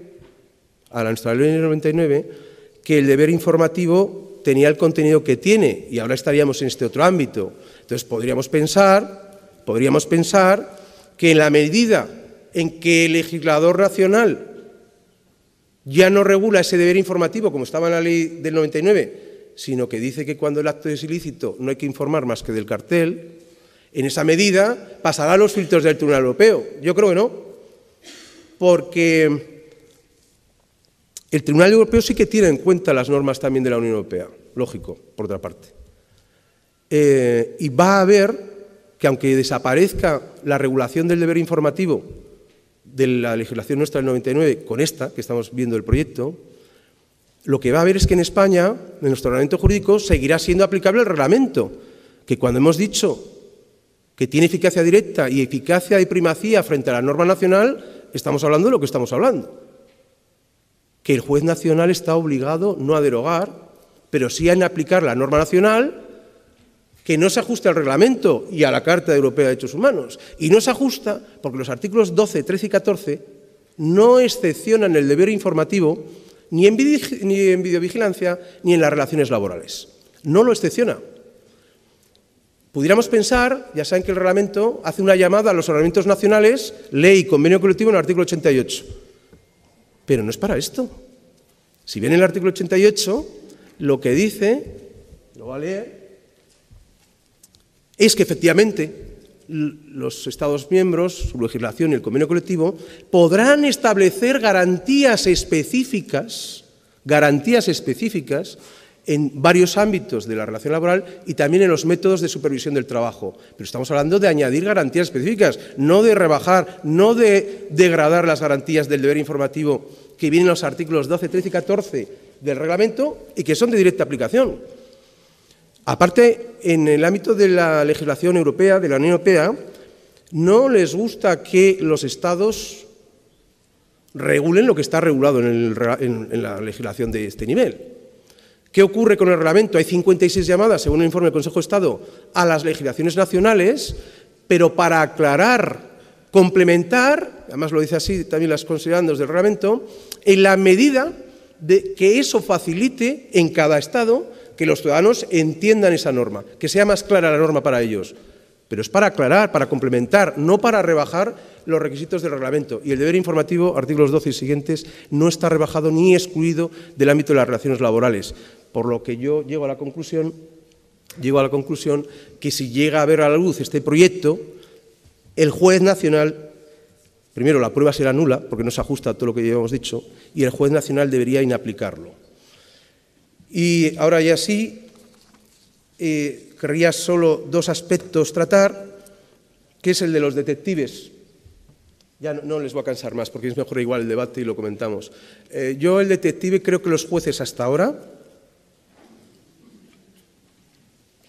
hemos sido algo generosos o obsequiosos con la intervención de los detectives y sus cámaras y los vídeos, etc. También tengo que decir, no es una excusa, que también, pero no, que tampoco los juristas, los abogados o los graduados, cuando van a juicio, a mí no me han impugnado nunca un seguimiento de un detective, con lo cual tampoco he entrado yo en este problema. No me lo han impugnado. Pero lo cierto es que la Ley de Seguridad Privada dice que los medios personales y materiales y técnicos que utilicen los detectives en las tareas de investigación, también en el ámbito laboral, que está regulado en esa ley, investigación de datos o conductas en el ámbito laboral, económico, social, etc. Pero esos medios deberán respetar el derecho a la honor, a la intimidad y el derecho a la protección de datos. Y no dice nada más, no dice nada más. Yo cuando alguien me lo alegue en juicio, pues ya lo veremos. Pero yo creo que esto es importante. Esto es importante. Si en el ámbito del derecho de información del reglamento tampoco se excepciona la intervención de los detectives, el deber de informar, de la finalidad de la videovigilancia, parece que queda privado de eficacia esa intervención del detective en cuanto a grabación con las cámaras. Pero sí puede ser testigo. Sí puede ser testigo de lo mismo que está haciendo con esto.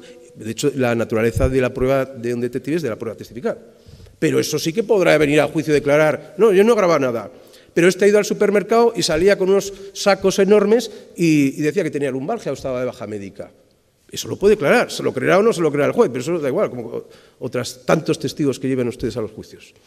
Pero de ahí admitir que pueda la vía pública grabar, pues sin cumplir este deber informativo al interesado, que es en este caso el trabajador, tengo mis dudas.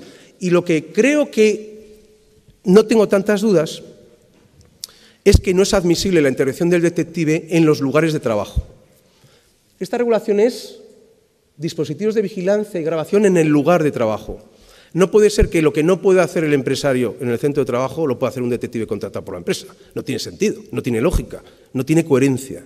Entonces, de intervenir el detective y de ser válido, es una duda que tengo y luego en el debate lo comentamos, porque yo tampoco tengo más que dudas y por eso las lanzo.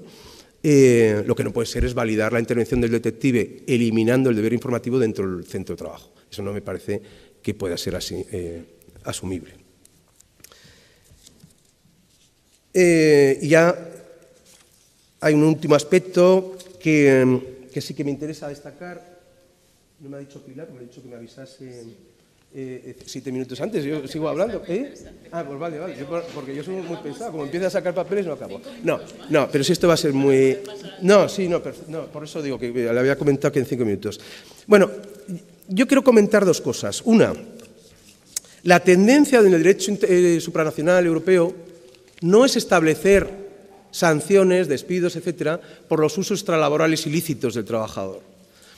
La tendencia es otra, es poner atención más que en el régimen sancionador en implementar medidas técnicas preventivas de carácter técnico que impidan al trabajador acceder pues, a esas navegaciones de Internet, etcétera, ¿no?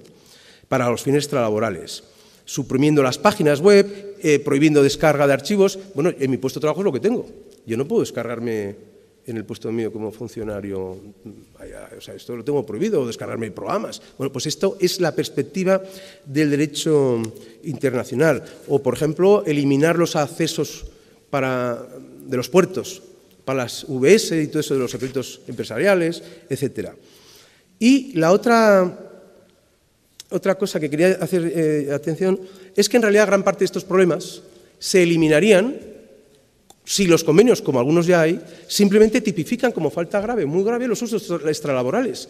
Hay medios técnicos para saber que no están haciéndose usos laborales, pero sin entrar al contenido.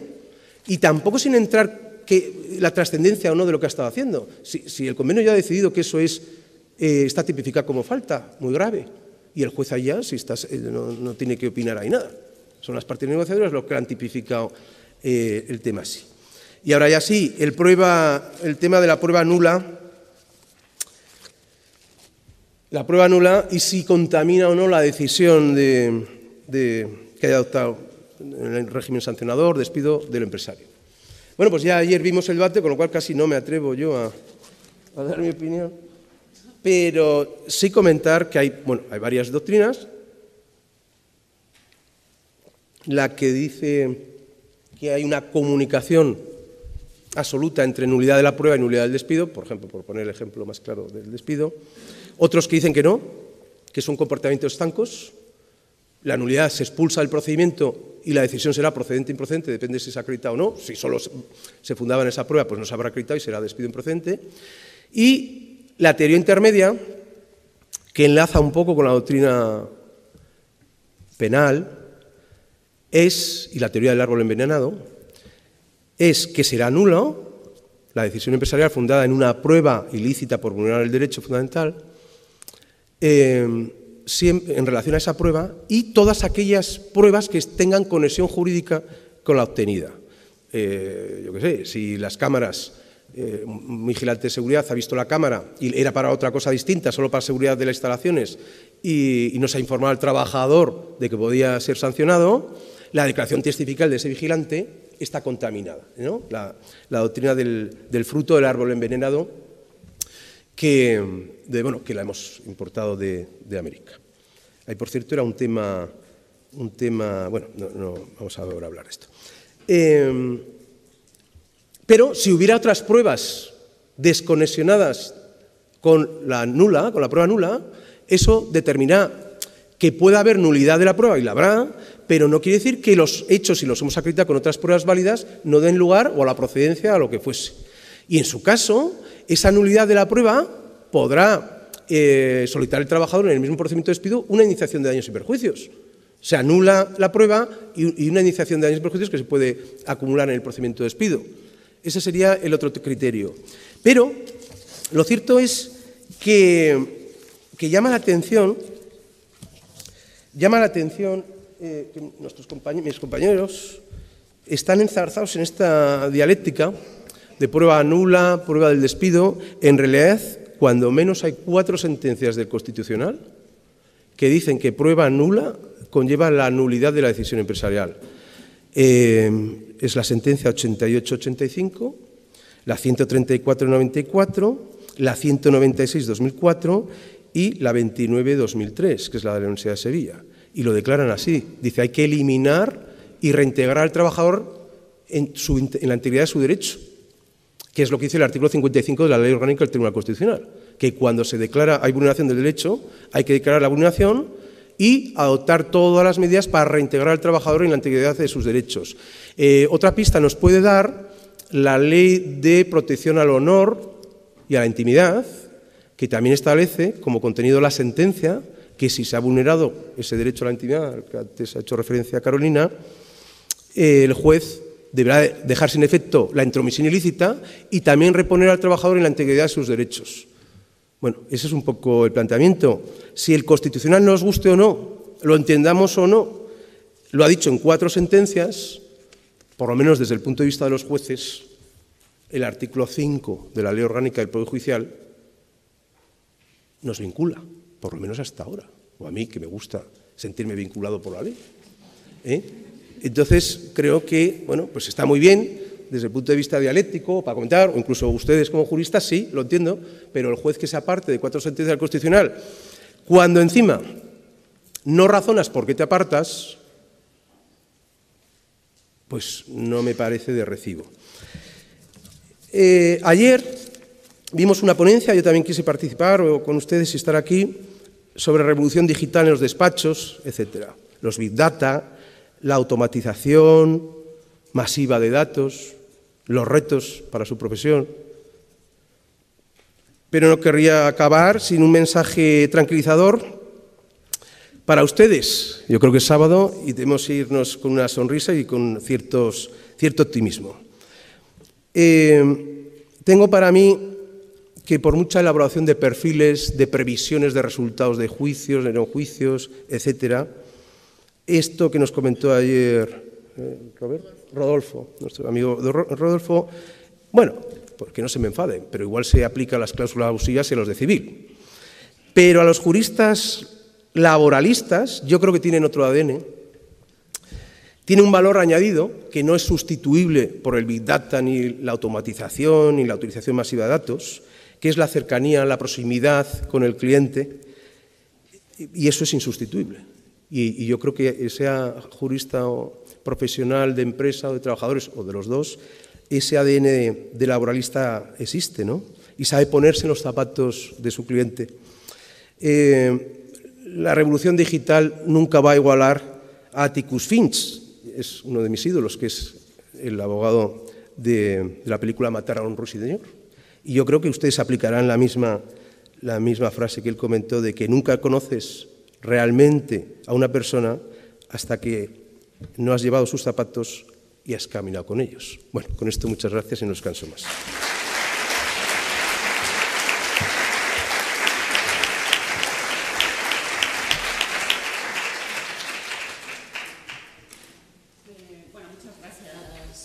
Carlos, muy interesante la exposición. Y vamos a pasar al debate. Yo tengo algunas preguntas que me han pasado por la aplicación, que bueno, nos las han enviado para todos los miembros de la mesa. Pues bueno, voy a hacer un poco de distribución en función del contenido de la pregunta. En todo caso, si hay alguien de los presentes que quiere coger el micrófono para hacerla, en vez de utilizar la aplicación, hacerla de viva voz, pues fantástico. En todo caso, voy a ver… ¡ay, que se ha ido! Socorro. Ya está. Bueno, vamos a ver, nos pregunta… Fulgencio Pagán nos pregunta si respecto a la… si se informa de la prohibición de utilización de los aparatos informáticos de la compañía, pero si no se prevé una sanción, si estaremos al menos en la posibilidad de imponer otro tipo de sanción más pequeña o más baja, como es la amonestación, como una posible falta leve, o incluso poder iniciar un expediente sancionador en función de la gravedad o la persistencia de la conducta. Creo que a lo mejor Carolina nos puede contestar. Bueno, yo creo que no. Creo que no, que para poder aplicar una sanción, la que sea, tendrá que estar prevista o en la ley o en el convenio, como dice el estatuto, ¿no? Entonces habrá que vincularlo a la tipificación de los incumplimientos que pueden estar formulados de una forma más amplia e incluir este tipo de conductas que estén prohibidas y que no tengan aparejada una sanción específica en el propio protocolo, ¿no? Pero tiene que estar en el convenio, o si no, esperar a que sea lo suficientemente grave como para poder ir al artículo 54 del estatuto. Eso es lo que yo creo.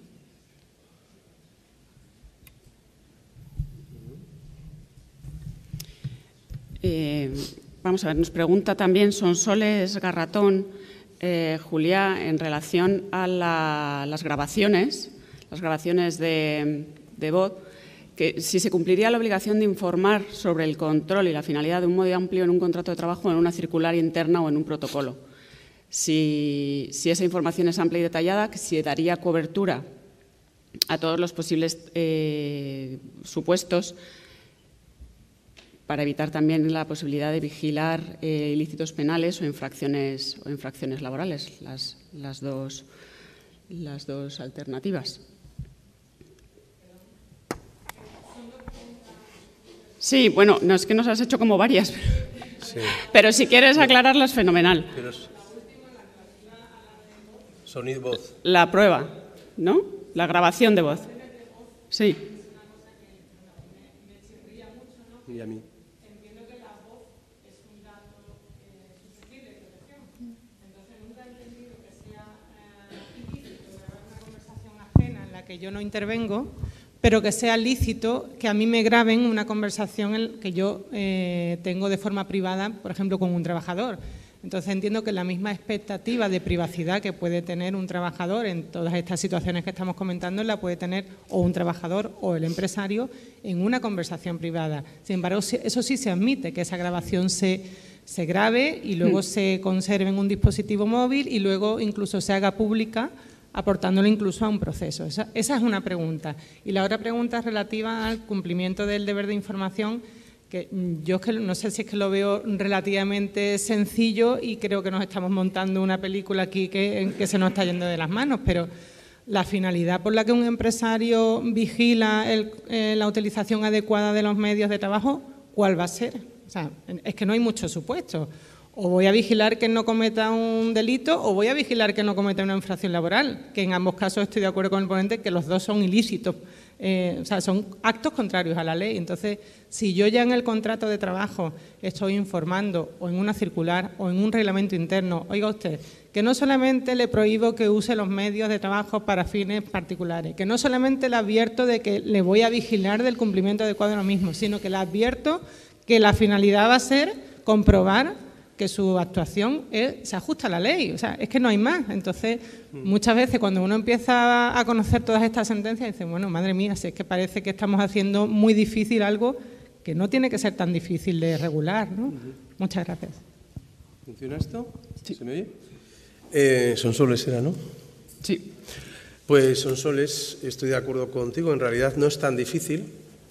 El problema es que como en algunos casos nos hemos fiado de la doctrina constitucional y solo hemos establecido en los protocolos o normas de uso las prohibiciones, es el problema. Pero desde el punto de vista de implementar en una empresa el otro aspecto, eso que has comentado tú, no debería tener mayor dificultad, ¿no? Que va a ser objeto de control, de vigilancia, etcétera. En el caso Inditex, 8 de febrero de 2018, que ha dicho antes Carolina, el Supremo, bueno, dice que es muy barbulescu. No es barbulescu, porque vuelve a resucitar la de noviembre de 2011, que precisamente dice que con las normas prohibitivas ya vale, que eliminas la expectativa de intimidad. Eso no dice barbulesco, o lo contrario, dice barbulesco. O sea, que no puede ser muy barbulesco cuando vuelves otra vez a que las prohibiciones de uso ya eliminan la expectativa. Pero además es una sentencia que en realidad el despido ya era procedente, porque aunque se eliminó en Galicia el acceso a los correos o al ordenador, había otras pruebas, que era lo de la fotocopiadora, se acuerdan perfectamente del tema, ya salía ahí esa conducta ilícita y con eso se declaró procedente el despido. Pero entonces, efectivamente, el deber informativo se cumple estableciendo las reglas de uso, las prohibiciones de uso, total, parciales, y luego estableciendo que va a haber una vigilancia y control, que en ese caso de Inditex sí que había advertencias de la empresa. Sí, había. En la política decía que vamos a vigilar y a supervisar. Hay una dificultad, yo creo que con eso en principio debería ser suficiente, por no llevar tampoco el derecho ya a una interpretación absurda. Barbulescu en algunas de sus frases, pero yo creo que ya no es el contenido esencial, pero bueno, es a debatir, nos hace dudar si la información tiene que ser justo previa para este trabajador cuando estoy mirando su ordenador, porque ha habido ya una sospecha de su conducta ilícita, etcétera, ¿no? Frente a la mera información genérica para todos los trabajadores de que va a haber esas reglas prohibitivas y ese control. Entonces, eso es dudoso si Barbulescu quiso ir más allá de lo que estamos comentando, no. Pero bueno, yo creo que con esa postura es la razonable, El deber informativo que no puede venir exactamente en el contrato. O sí, pero en el ámbito de la protección de datos se prefiere que toda la normativa esté separada, sea en anexos, etcétera, que es como vienen haciendo todos, por otra parte. Lo de la voz y grabación de voz. Bueno, yo es uno de los temas que más manía tengo. Ayer en la cena estuvimos hablando de las cookies. Yo ya no sé si puedo mirar nada en el ordenador, en la tablet, porque miro un calzoncillo y no hace más que llegarme publicidad de calzoncillos, o de un viaje, de lo que sea. ¿Vale? Pues lo de la grabación es igual, es un clásico. Ahora todo el mundo graba, sea con el móvil, sea un lápiz, sea no sé qué, y ya esa privacidad ya no se tiene. Desde el punto de vista de la protección de datos, en este caso del empresario, no la tiene. Porque el trabajador no es responsable. El reglamento no se aplica a la persona física trabajadora. Por lo tanto, no tiene derecho frente al trabajador que está grabando a ese dato, porque la voz sí que es un dato y el sonido es un dato. Pero no está protegido por el reglamento ni la ley que se desarrolle el empresario. Todos conocen la sentencia del 84 del Tribunal Constitucional, también en materia laboral, por cierto, que es la que dijo que entre la conversación que mantenemos dos o tres personas y desde la perspectiva del secreto de las comunicaciones, que es lo que se ventilaba allí, no hay secreto. Por lo tanto, esa grabación que no vulnera el derecho al secreto de las comunicaciones. Pero esa sentencia, lo que nos solemos olvidar, y a mí me gusta recordarlo, es que añadió otra cosa es que afecta el derecho a la intimidad, el contenido de la conversación. Y entonces, cada uno, depende cuál sea ese contenido, estará vulnerando y tendrá que resarcir los daños que cause con esa grabación.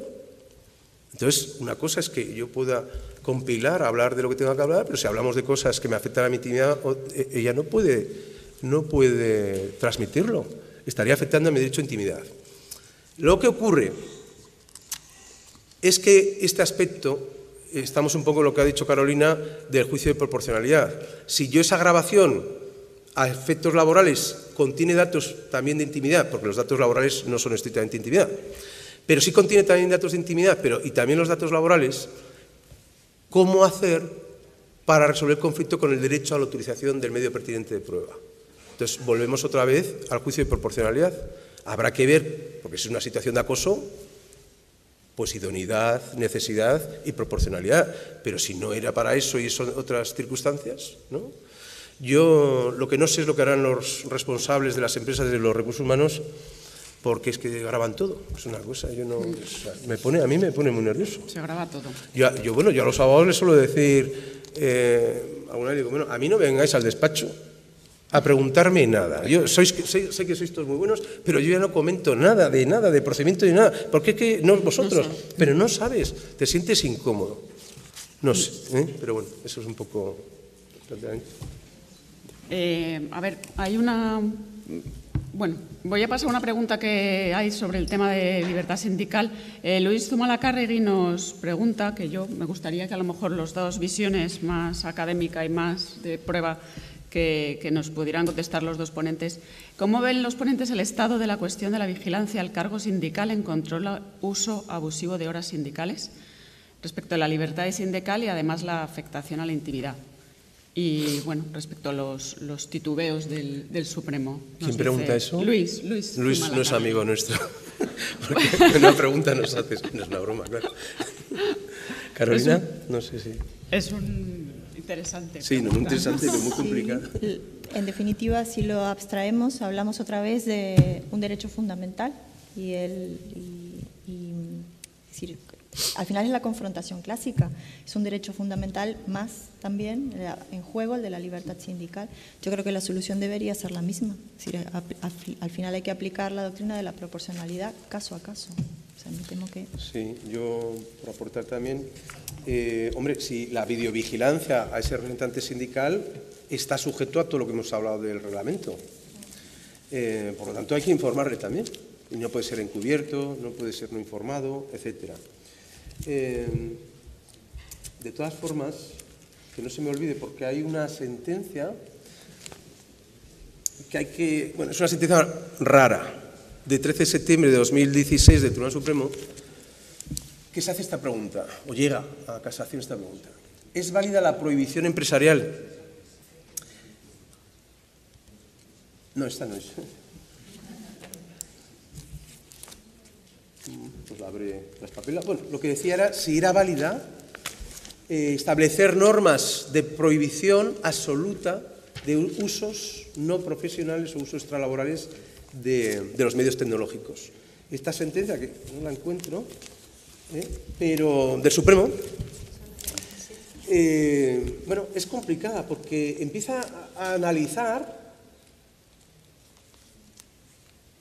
Sí, es esta. Sí, era esta, sí, no me había equivocado, es correcta, sí. ¿Es válida la prohibición empresarial de utilizar los medios y herramientas informáticas y tecnológicas para fines particulares o privados? ¿No? La típica regla de prohibición absoluta. Y entonces en el protocolo de Televisión Gallega dice el protocolo, las normas de uso, se excluirá toda actividad privada y se advierte que va a ser objeto de control. Eso está bien, ¿no? En los términos que has dicho tus sensores. Y además se prevén sistemas aleatorios de control de las páginas visitadas de Internet y de los correos electrónicos. La sentencia empieza a hablar algo de si esto es admisible o no una prohibición absoluta, no llega a rematar, por tanto, solo hay que hacer un seguimiento un poco de este criterio, lo anuncia, si sería válida esa prohibición absoluta, porque luego el conflicto se va a centrar en el tema sindical. Porque los sindicatos dicen, ¿cómo? ¿Que vas a controlar mi Internet y los correos que yo utilizo para comunicar con los trabajadores? Es libertad sindical. ¿Cómo vas, por mucho aleatorio que sea, cómo vas a poder controlar esto? Y luego la perspectiva que venía en el pleito es, ¿me está prohibiendo usted las comunicaciones como sindicato con los trabajadores? Que ya sabemos que el Constitucional, siempre que no haya una onerosidad excesiva, dice que forma parte del derecho a la libertad sindical también. Bueno, al final la sentencia esta que digo de 13 de septiembre de 2016 va a validar las normas que utiliza esta empresa de televisión, indicando que como lo único que está prohibido son los usos particulares, la comunicación de un sindicato con sus trabajadores no es un uso particular, forma parte de las relaciones laborales. Por lo tanto, es el límite a la empresa para hacer esos controles aleatorios de la navegación o de los correos. Ese es un poco como resuelve el conflicto. Pero controles aleatorios que no se podrían hacer ya en cualquier caso. Bueno, claro. Bueno, Almudena Jiménez Batista preguntaba precisamente respecto de la prohibición absoluta. Bueno, creo que con esto la hemos contestado. Y por aquí había alguien que quería preguntar. No sé dónde está el micrófono.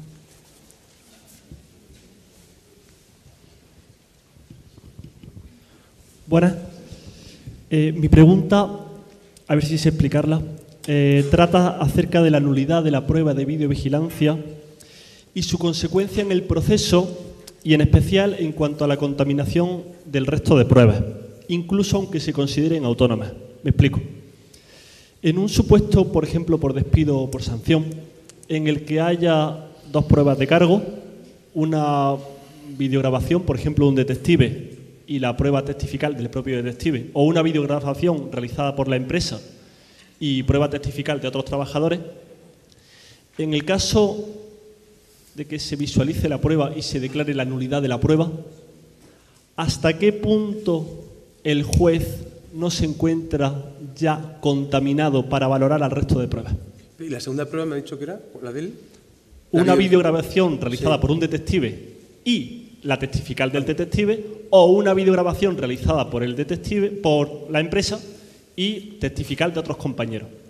La prueba se visualiza en el acto de juicio, el juez, al visualizarla, aprecia que se vulnera derechos fundamentales, la anula y luego puede considerar la prueba testifical o la prueba testifical del detective autónoma y utilizarla como prueba de cargo cuando el juez está, en mi opinión, contaminado por la grabación que ya ha visualizado. Ya. Esa es la opinión. Bueno, ese es un problema difícil de resolver. En realidad la ley, la nuestra, la procesal, dice que no se admitirán las pruebas obtenidas directa o indirectamente como vulneración de los derechos fundamentales, frente al régimen del artículo 11 de la Ley Orgánica que dice que no producirán efecto, ¿no? La expresión es distinta, no producirán efecto las pruebas obtenidas vulnerando directa o indirectamente los derechos fundamentales. Y en cambio en nuestra ley no se admitirán a trámite.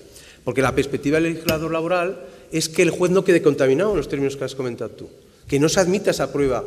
Se examinará si es ilícita o no, y si llega a la conclusión de que vulnera un derecho fundamental, que no se contamine y no se practique la prueba. Lo que ocurre es que como no está previsto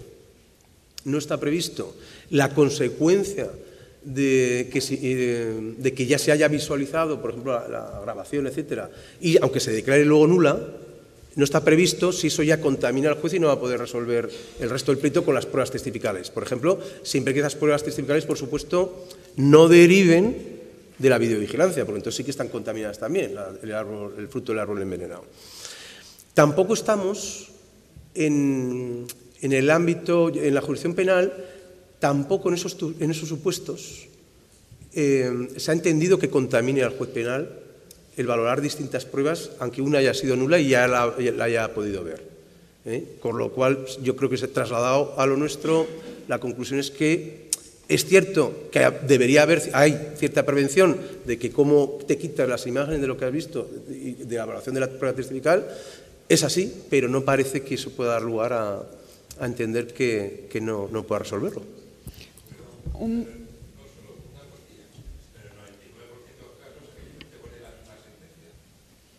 ¿En qué sentido? Que la de que ha visto, ¿no? Claro, por eso es que es muy difícil abstraerse de eso, claro. Sí, si me permitís comentar también. Claro, depende de cuál sea la otra prueba que te permite justificar la medida. Si es una testifical, habiendo visto unas imágenes, por mucho que luego no se tengan en cuenta, claramente tú, es que además el otro día escuchaba a un amigo en común que exponía esta teoría de la contaminación, ¿no?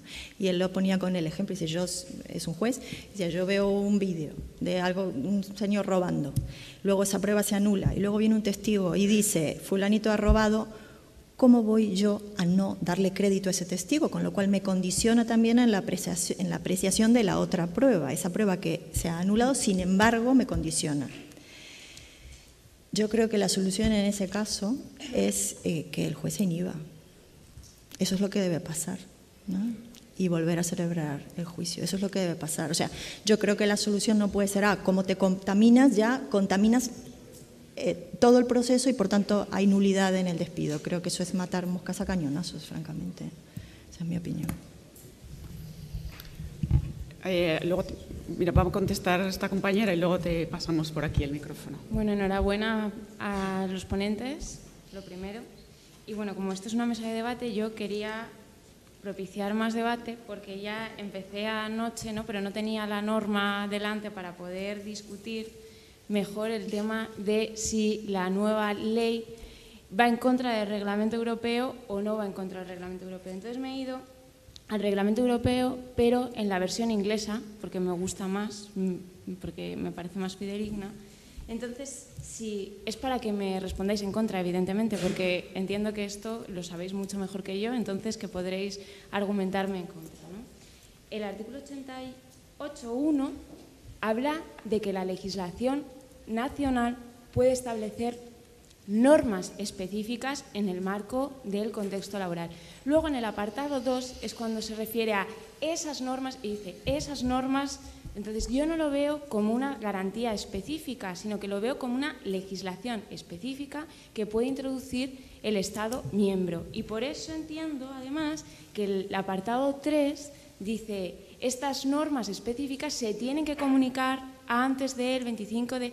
Entonces, si realmente el Estado no puede introducir en el contexto laboral español normas específicas, ¿para qué vendría en el artículo 88.3 que comunique esa excepción a la Unión Europea, ¿no? Y además que creo que es una cuestión que se introduce no solamente en esta normativa, sino que es habitual en el contexto europeo y que se ajusta pues a esa necesidad, ¿no? De sí, tenemos una unión, tenemos un reglamento de eficacia directa, nadie impide eso, pero tenemos una legislación específica propia, porque la propia ley laboral ya es específica, ¿no? Entonces quería ver vuestro punto de vista.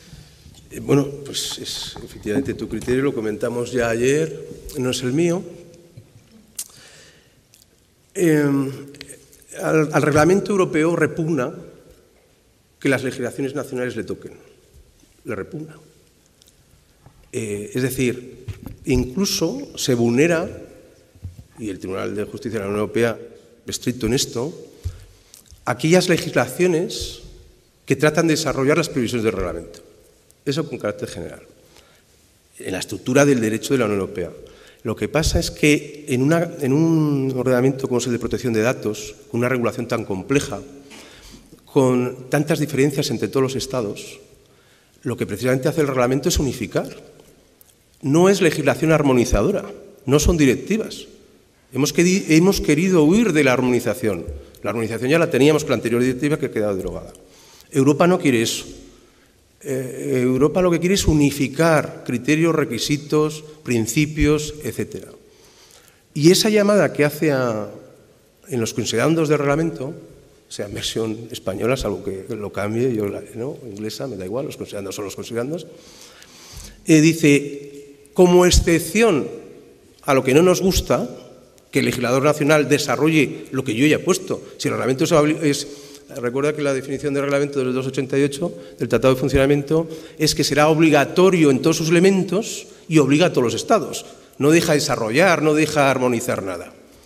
Pero como excepción, dado que este reglamento va a introducir lo que permiten los consejeros, lo que dice es, vamos a permitir, y la propia exposición del proyecto de ley también lo dice, y se cuida mucho en decir que lo que estamos haciendo es lo que nos permite el reglamento, que es una llamada a las legislaciones para aclarar, complementar, pero nunca hacer regulaciones que contraríen los principios esenciales del reglamento. Y la transparencia y el deber informativo es el pilar esencial del reglamento. Es el pilar esencial del reglamento. El reglamento no ha permitido la entrada de legislaciones nacionales para exceptuar la transparencia ni la finalidad, desde mi punto de vista. Por eso, sea cual sea la redacción, lo que está haciendo referencia es que se establecerán garantías específicas en ese ámbito de las relaciones laborales. De hecho, en el proyecto, ahí no he podido ver, pero como tendrás a tu disposición la diapositiva, bueno, y el propio proyecto lo tenéis, cuando hace una llamada al convenio colectivo para regular estos derechos digitales de los que estamos hablando, añade, lo que establece la ley nuestra es, dice, el convenio colectivo podrá establecer garantías adicionales, nunca para rebajar, que enlaza precisamente con el artículo 88 también. Pero bueno, esa es un poco mi postura. Quiero terminar por ser honestos en cuanto a los detectives, no me da tiempo y es muy tarde y no vamos a hablar ya ahora de esto. Pero el que quiera, le voy a dar el que quiera profundizar en esto del detective, tal vez haya una solución sobre el tema de si, como dice Carolina, si hay que informarle, te voy a grabar, ¿qué sentido tiene esto? Mirar, si queréis, pasa que es complicado, ¿cuándo debe cumplirse el deber informativo? ¿Cuándo debe cumplirse el deber informativo? Artículo 13 y 14. El reglamento distingue si los datos se obtienen del interesado o de otra persona. Eso es una pista que os doy. Lo que pasa, también tengo que decir que en la ley del 99 también distinguía el plazo para informar, con estas dos variantes que acabo de decir, y eso no le preocupó a López, ¿cómo se llama? Rivalda, ¿no? A López Rivalda para decir que había que informar con carácter previo. Entonces, es complicado, pero bueno, esa puede ser una vía de escape para la validez de la intervención del detective. Pero bueno, era porque se me había quedado. He preguntado a los dos. Espera, que le quiero contestar a Laura yo también. Me encanta tu forma de ver las normas, encontrar ahí cositas. Sin embargo, yo sí que creo, igual que Carlos, que aunque no dice que sean normas que tengan que partir, las específicas no da clara que tengan que partir de los principios del reglamento y aplicar el reglamento y a partir de ahí dar unas mayores garantías, sí que luego, yo estoy en la versión en castellano, en el primer apartado sí que dice a efectos de que podrían ser esas normas específicas, y menciona toda una serie de cuestiones que tienen que ver con el contrato de trabajo, con la contratación, que no están reguladas en el resto del reglamento. Entonces, quizá conectando esa idea en el marco de este reglamento, con los principios generales del reglamento, con el principio de transparencia, con el principio de intervención mínima, con los principios generales del reglamento y las pautas básicas, para estas cuestiones que no están previstas en el reglamento, normas específicas en la legislación nacional o en los convenios colectivos. Yo creo que esa quizás es la interpretación más integradora. Una pregunta de un compañero. Buenos días. En primer lugar, agradecer estos minutos que habéis compartido con nosotros, y para no alargarlo, y como anécdota, yo he escrito una pregunta, pero me ha salido un mensaje diciendo que el moderador tenía que revisarla. Estoy preocupado porque no preguntaba nada. Esta es la aplicación nada extraño. Simplemente formulaba una preocupación, que es la del consentimiento, sobre todo en el ámbito de las relaciones laborales, y creo que en vuestra presentación ha quedado un poquito, o al menos esa sensación yo tengo, de que no se ha ahondado en ello.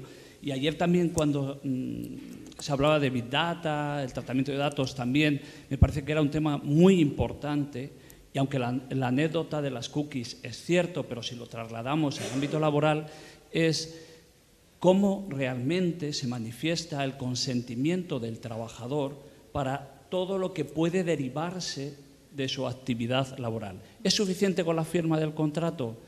¿Es suficiente con esta firma de los documentos que se nos entregan, que ninguno nos leemos porque es que son hasta 3 y 4 folios? Esa es mi pregunta, ¿no? Es decir, ¿hasta qué punto es posible, o el trabajador es plenamente consciente de que está mostrando su consentimiento? Gracias. Sí. Si fuéramos constitucionalistas, diríamos no es suficiente, porque además la Ley Orgánica de Protección del Derecho al Honor, etcétera, habla de consentimiento expreso, o sea, claro. Pero desde el derecho laboral, además, como sabes, los tribunales sí que han dicho que la firma del contrato supone consentir lo inherente a la propia dinámica del contrato, es decir, por ejemplo, el control por el empresario, lo dice, creo que la sentencia de Bershka, si mal no recuerdo, es la que fija esa pauta. Con lo cual, en principio, sí, la suscripción del contrato implica consentir todo lo que suceda. Que el trabajador no lo lea o no lo sepa, pues yo, por ejemplo, yo no estoy de acuerdo con aquellos pronunciamientos, que los hay, poquitos, pero los hay, de la Audiencia Nacional, de hecho, algunos de ellos, que ponen en duda la validez del consentimiento del trabajador, por ejemplo, en materia de protección de datos. Hay alguna sentencia, si recordáis, pues en los contratos de trabajo había una cláusula que obligaba, exacto, que los de telemarketing era lo de la captación de la imagen, y luego hay una sentencia anterior a esa que decía que el trabajador debía dar sus datos personales, su teléfono móvil de contacto, y que eso se entendió que eso era contrario a la protección de datos, porque no había un consentimiento, era el momento germinal de la contratación, y que en ese momento el consentimiento es más débil. Yo me resisto a ir por ese camino, porque creo que entonces, si seguimos por ahí, vamos a tener que empezar a cuestionarnos directamente el consentimiento en el momento germinal, no solo para esto, sino para cualquier cosa.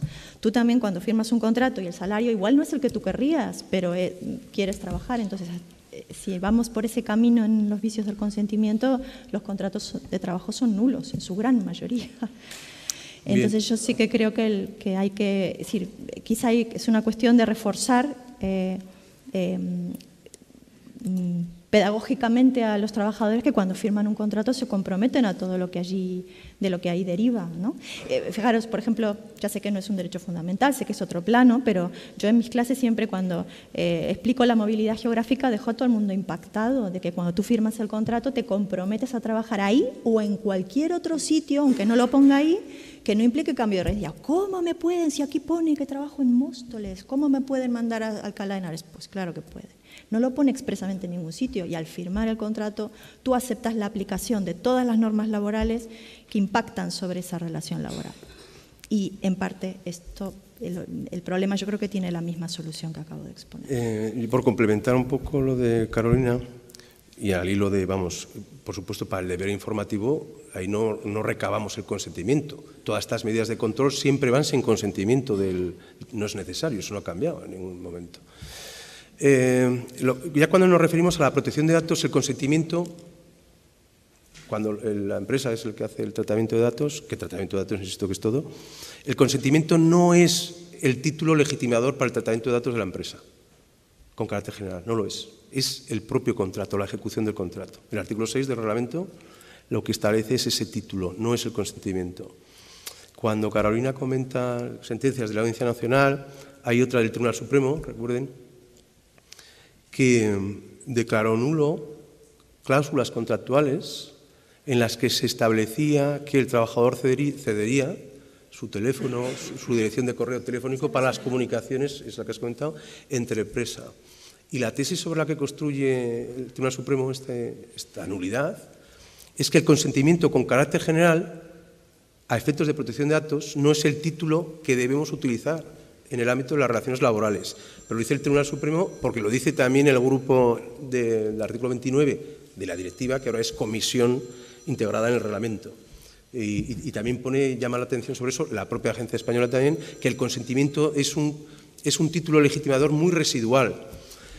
Si, por acabar, el reglamento, al hilo, a lo de complementar o no complementar, y eso me viene bien al hilo de esto, el reglamento en las categorías especiales de datos, salud, etnia, raza, etcétera, opiniones, dice, en principio, que no es el contrato, ahí ya no es el título legitimado del contrato cuando vamos a hacer tratamiento de estos datos, sino el consentimiento.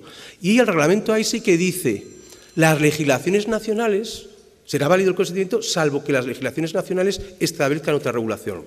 Pues nuestro proyecto precisamente excluye radicalmente también el consentimiento en el tratamiento de las categorías especiales. Pero es una llamada del reglamento, no es que se separe, cumple el mandato del reglamento, es obediente con el reglamento.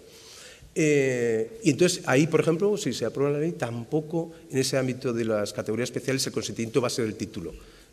Serán otros. Normalmente en las categorías especiales es el cumplimiento de una obligación legal, en materia de prevención de riesgos, de temas de salud laboral, etcétera, de incapacidades, es el cumplimiento de un deber legal, es donde va a ser el título. Bueno, pues no tenemos más preguntas y tampoco en la aplicación me ha llegado. Efectivamente, había que aceptar que el moderador no es que no hubiera, es que había que aceptar y yo no lo sabía, perdón. Bueno, muchas gracias a los dos ponentes. Creo que ha sido una sesión magnífica, muy clarificadora para, sobre todo, el tema de la prueba y de los protocolos. Y, bueno, en todo caso, el debate está abierto y, bueno, seguirán dictándose sentencias que interpreten el nuevo reglamento. Nos irán sorprendiendo, seguramente. Bueno, pues muchas gracias en todo caso y vamos a pasar al café.